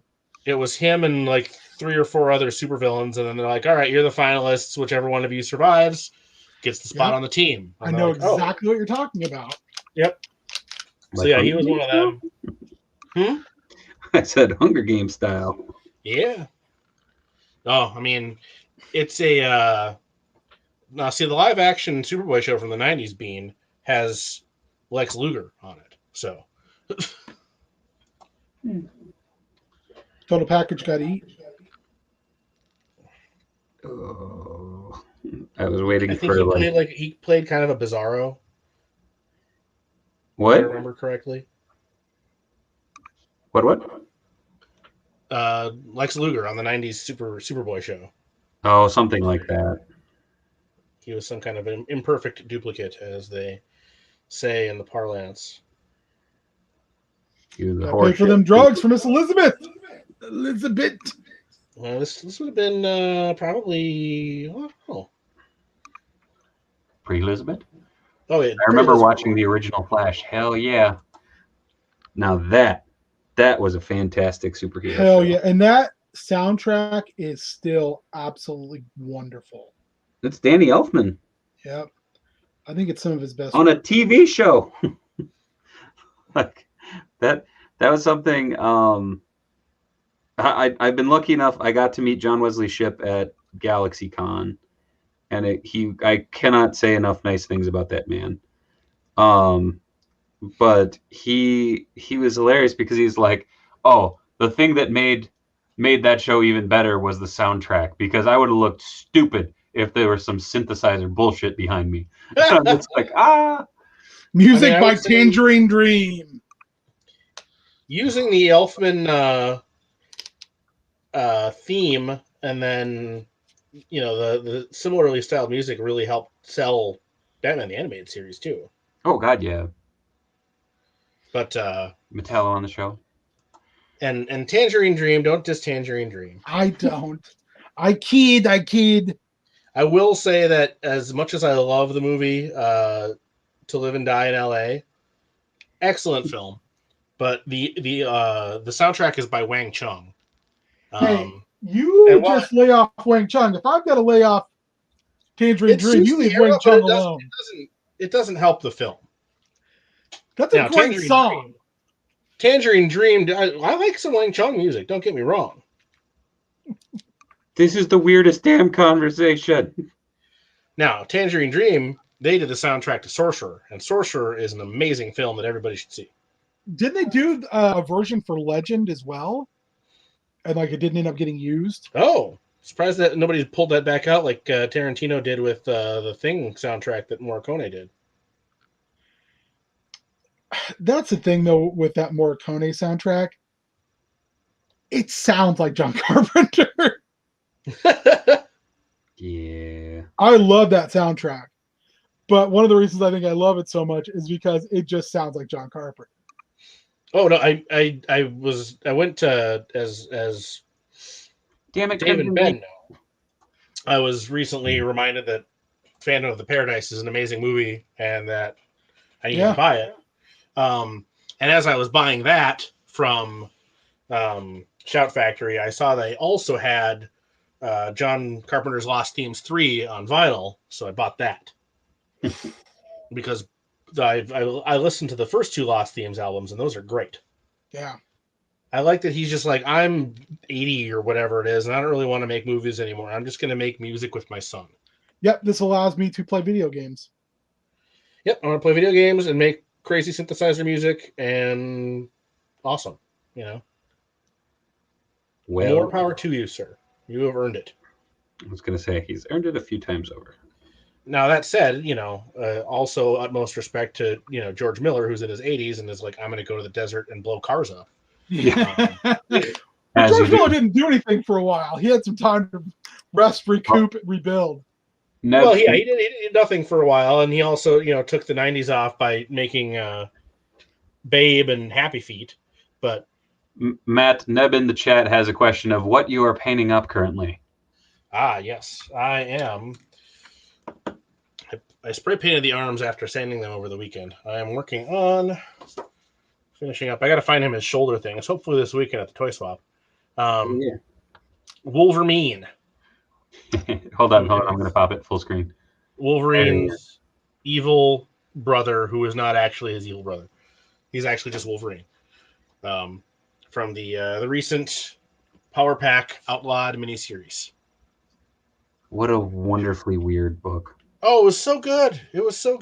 I love Ryan North a lot, but it was a good series. Some might say to an unhealthy degree. I might have to get. He's doing a Hellblazer all ages graphic novel, which still cracks me up. Yeah, it's like Johnny. Think of the statement you just said. The teachers from Heck or something like that. I don't know. Just I saw the announcement for that, and I just sat there going, wait, what? Words I never thought I'd hear in a sentence together. These are all of these words make sense, but not together in the same sentence. I had a minor moment of like, what just happened? Did my brain just short out for a second? Oh man, Neb throwing some love. Your paintwork is always so good. Do you have a favorite custom? To you, Matt. Oof. That's not to me. I've got a lot of favorite customs. Again,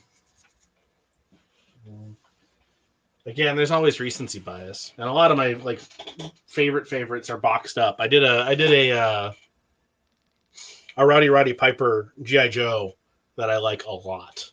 Nice. Because you can do like 3 different looks with him. And then I gave him sunglasses. So he could also do a little bit of John Nada action. Nice. But, of my recent ones, and Dave will probably steal this from here if I ever let him in my basement again. But I'm really, really happy with how this came out. Someday, man. Oh, such a great design for that character. Oh, so insane, so insane. I don't know. Was that a Larson? Was that a Larson creation, Dave? I think it was Yes. Bagley actually. Was it? But Larson, I think, designed the costume. I want to say it was when Larson was on Amazing, but I know again, which was a weird I say this damn all the era. time. And I have the first appearance. I just can't remember who did the character creation on it. It does remind me now that I was talking to Dave about this with the Clown 2 inspired clown coming up. I'll need to get an extra one so I can use the shoulder guns, so I can make Marvel Legends Sticks and Stone. Nice. You know my feelings about that. Now I've got to look up Panther 10. I've got to look up Mr. Shiv. I really want to make Judas Traveler. Oh wow, that's a deep deep cut. Yeah. Who never really amounted to much. They certainly. Oh wow, that is just Wolverine with a mustache. I kind of love this. Pale Aragorn, that is beautiful wonder paint work. I envy. I think there was some autocomplete in there. I'll put this in the private chat, Dave. Oh, that looks like some Big John Busey art on that thing too. Hold on. Boop. Ajaboop. Ajaboop. Oh god. I knew what he looked like. I had never seen this character before. Yeah. Matt, can you please go as him for Halloween? I mean, I thought you were going to go as young Andre. Oh. Whenever you that's the picture that pops up when you call me. That's amazing. Suppose. That's Patch. So yeah, he had one appearance and hasn't shown up since. Interesting. I'm surprised nobody has pulled him out. Oh, I'm so sick of striping this figure. Take a break. All right, man. that is a great cut.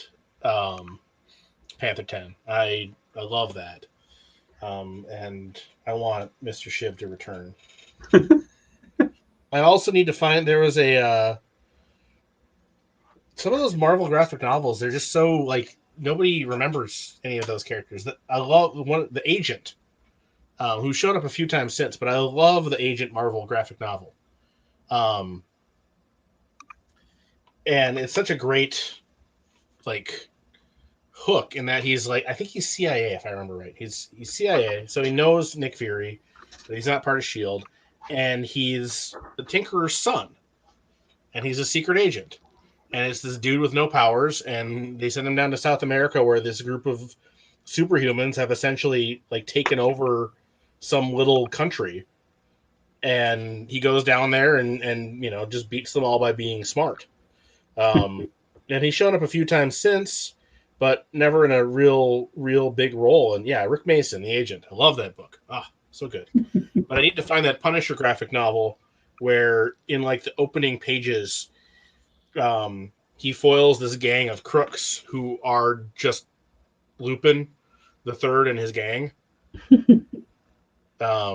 Just so I can have that in my collection. That sounds amazing.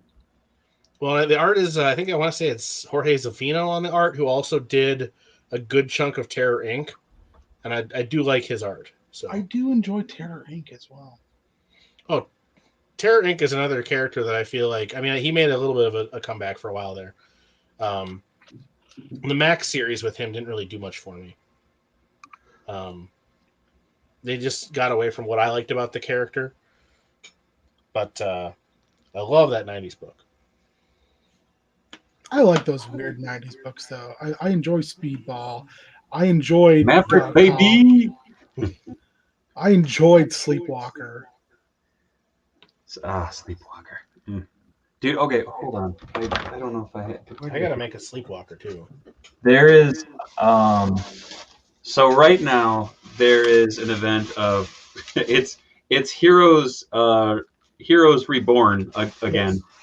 Yes. But it's like basically if the Avengers never existed and the Squadron Supreme were the Avengers. And so there's a pack-in right now that you can get, and it's a take on the 90s puzzle cards, but it's the Squadron Supreme. And then like the main characters of it. Like, this is the coolest damn packet. Like, well, and you can does it build the it's a 9-panel puzzle. Nice. Yeah, the classic bag. I love those Bagley Spider-Man cards. Oh god, they're so good. I have the full set. Actually, where the hell did those go? Oh, they're on my take over there. Do you, Dave? I'm reminded, and you don't have a Peter Parker, do you?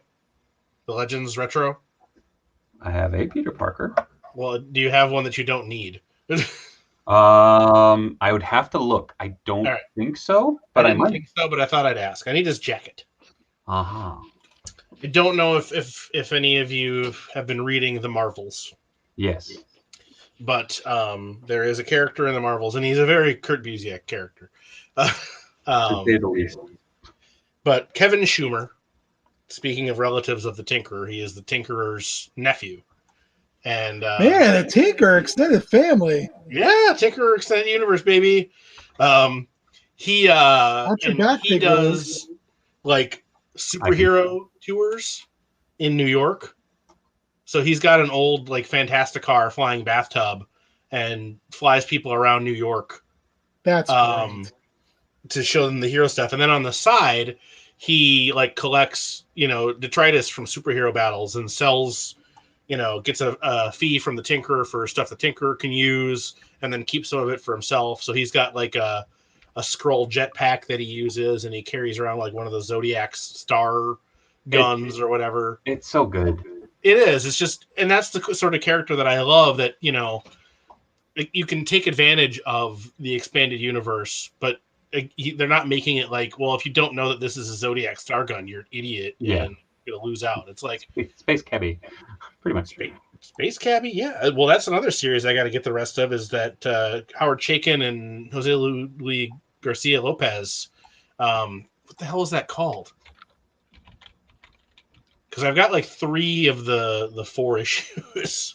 Remind me when I get it back from Beard to loan you the Dr. 13 miniseries. Oh, yes. Yeah. Twilight, you are right. Yes, we hit on the same time, me and Image Falcon.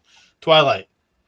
And it's Chaykin and Garcia Lopez taking all of the DC like Silver Age space, like future space characters, and kind of weaving them all into one narrative. So yeah, Space Cabbie's there, and the Manhunters, the other Manhunters, not those Manhunters either. Like Manhunter 2070 or whatever it was. But yeah, all those, I can't even, like the Planet, I can't even remember their names. But yeah, it's super good. There we go. Mitch Falcon dropping some more knowledge. As you do. Holy crap, boys. I got to throw it out there. We're down to the final 10 minutes of the show already. This has been flying by. Well, you get us started on 80s comics. Right? It gets weird quick. I kind of homer into the bushes sometimes because while I do have some knowledge, I didn't live most of it. So. Well, for me, it's all back issues and handbooks and whatnot. I probably started in comics the same time as you, Dave. Probably. I love me some of those Marvel handbooks. I have a 3-ring binder that legit could kill someone of those because it has the 3-hole punches, and I was just like, hey, like put them on in. Oh, so you got, but it's the floppy comics. It's not the 3-hole. Punch. I have both of those. Those yeah. 3-0 punch ones are leaving the house in the end of June. They're still shrink wrapped. I've got a partial set of those. I get the full set, and they're all shrink wrapped still. Dang, that's cool. Damn! I should have looked through your stuff. I'm drinking Utapil's Pontoon Afternoon. It is a raspberry Kolsch. Ooh. It's pretty solid. I nearly drank my wash water twice tonight, so I'm not drinking anything because I probably would have drank my wash water then. Yes, Pale Aragorn or Crimson Geek, we definitely need a gateway figure sooner than later. I made one out of a Dalzium for a dude back in the day, and it was really cool. Like, I was really stoked with how it came out. I'm like, this is awesome. I'm totally just going to pick up another one of these, not realizing how friggin' pricey those figures were. I was like, oh my God. Matt, do yourself a favor and read Wolverine Bloody Choices. I'm going to look right now and see if that's on Unlimited. Ooh. I've been reading. I was trying to explain to a friend of mine because we were talking about Genesis Cable because that Toy Biz figure was freaking rad. Yeah. And so I was like, I need to do some research into like how did he get from being Cable's son to Genesis? And then I was like, oh God, he's somehow more, convoluted than Cable was. That's putting it lightly. I've been reading the Cable series from the 90s, and that first 2-issue Blood Metal miniseries with John Romita art, that's some good stuff. The story's bonkers, but it's good stuff. The story is it embodies the 90s. Yeah. Like, that is, yeah. I just got the trade of Avengers Forever came in the mail today. Nice. I am so looking forward. Yeah, I'm so looking forward to digging back through that. I really liked his run on Avengers with Perez on art. Yeah, man. Again, we just talked about the Squadron a little bit ago. I thought it was maybe up to that point the best use of the Squadron in an Avengers story. Also, I mean, bringing back Imus Champion. Yeah. Who I was like, oh my God, I had to go into my stacks and look to see if I even knew who that was when that happened. And then I was like, oh yeah, I know who this guy is. Or at least I have some comics with him in it. Isn't that wild though when writers bring back those characters where you just sit there and go, how the hell?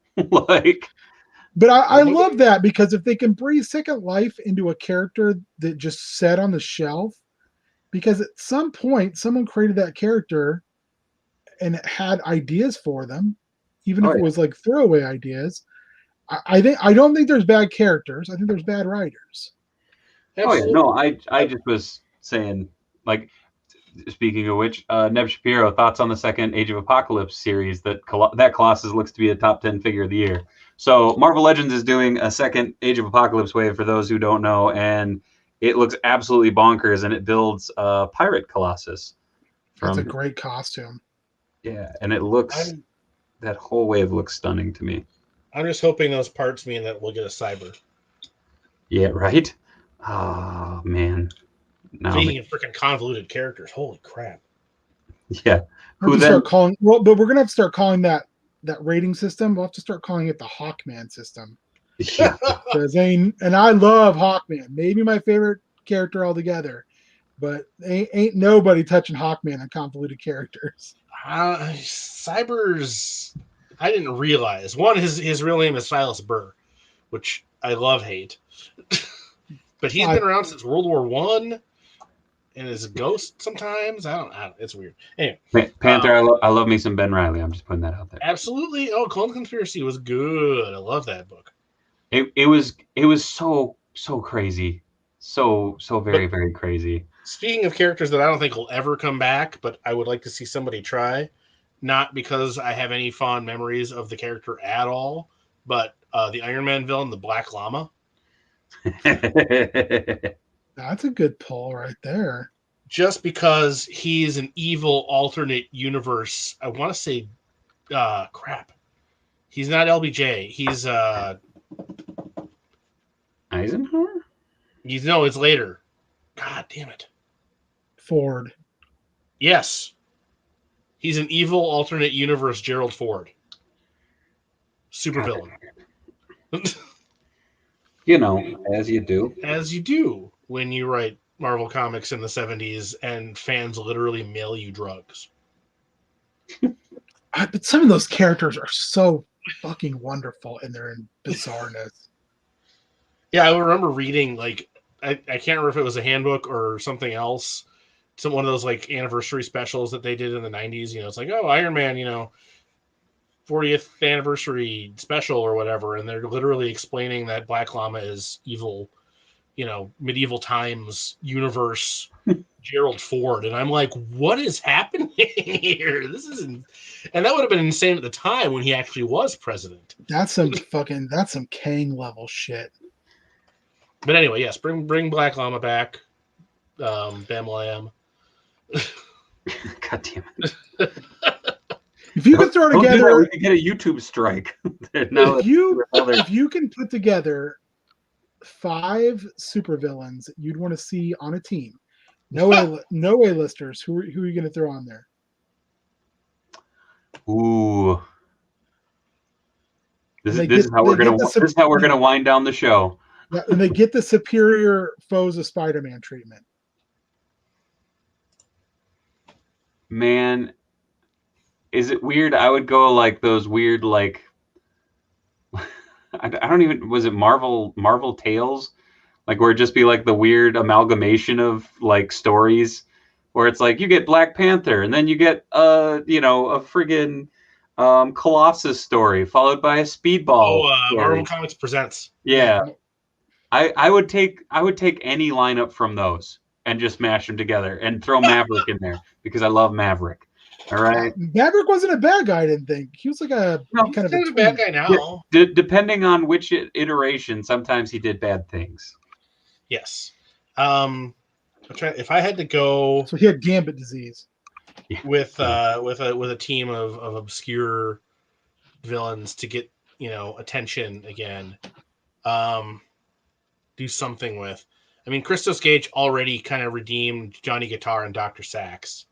So, the Grinder, who was a Spider-Woman villain who literally just had a giant circular saw blade on a hat.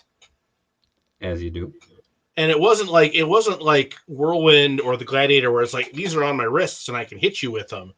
It's literally like, I think he could fly with it, but it was literally just a circular saw blade on his head. Like an umbrella almost. And it was really dumb. So I want to understand like what makes those guys tick and why they keep doing what they do. In that case, I throw in Grizzly and Armadillo and like. Well, the Jeff, was it Jeff Palmer? MODOK's 11. Yep, that was great. Yeah, who else? There's just too many good villains in that sort of. Give me 5. The Wall. 3 ain't enough, man. I need 5. The Wall, Armadillo, Grizzly. I would argue Slapstick is a villain. He can be. Depending on who's writing him. Bring back the Thanos out there. Like Killer Shrike. Killer Shrike, great costume. Oh yeah, awesome costume. Him and the unicorn. Oh man, now you're my wheelhouse, Matt. Finish your 5. Again, flipping through the handbook, and it's like, oh yeah, Art Adams drew the unicorn, and he looks way more badass than he ever should. He was in that group of Iron Man enemies at that time. Porcupine was in that. Well, they should have been Cap too. The Eel.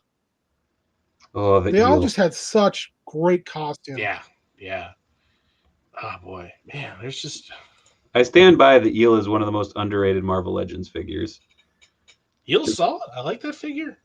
Just because it's one of those figures where you look at it and you're just like, what the hell? But at the same time, it's like, nope, that's dead on. Yeah, it's such a clean design. All right. Matt, did you round it out? Man, I'm having a hard. I mean, I got a Hypno Hustler as a character I would love to see more of. You don't again, say. what makes that guy tick? Hell, you could do all like musical villains. One that could be interesting. There's been plenty of those. Man, yeah, I don't. It's tough. I love bad villains too much. There's just too damn many of them. Well, think about it for one moment, because before I'll have to come up with something for next time. Before we wrap up, you asked for it, folks. Just remember that. Do you feel like a champion? Do you worry that you don't look like a champion? Try Enhancement Talent clothing and gear. At our state-of-the-art facility, you'll find wall art. Not one, not two, but a spectacular 3 cats. This thing. Top-of-the-line sewing equipment that Enhancement Talent has used to make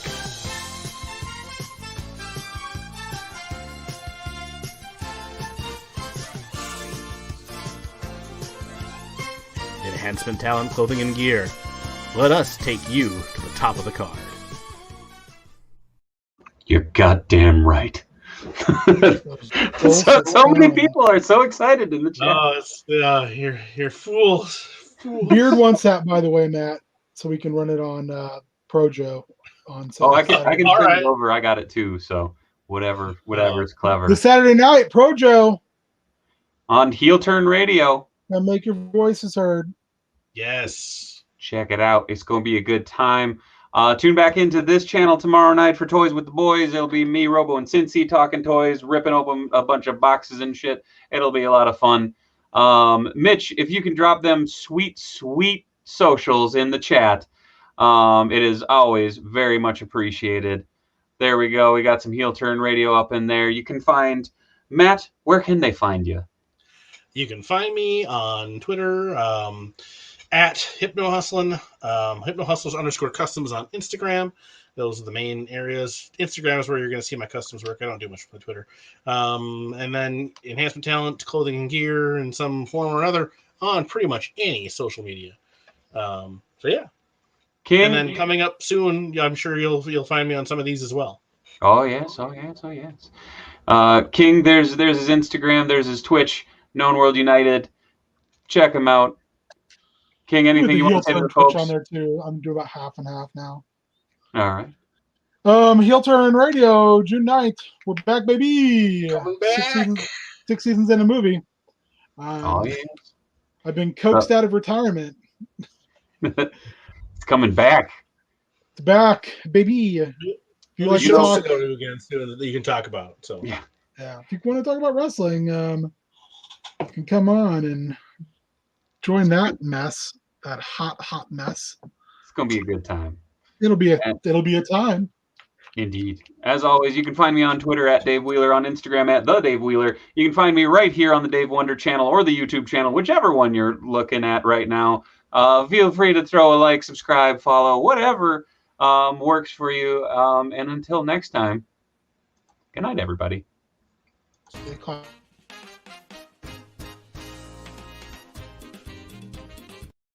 Okay, we got to thank everybody in the chat. I haven't done it the last couple times.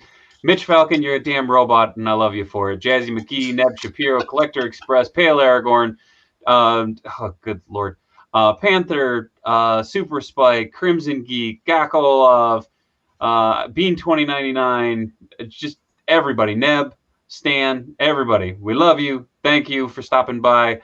Make sure to tune in tomorrow. We're going to have a lot of fun. Stay tuned to the Heel Turn radios and everything as well. We always come back around for more. So until next time, thank you, everybody. Much love from Minnesota. Good night.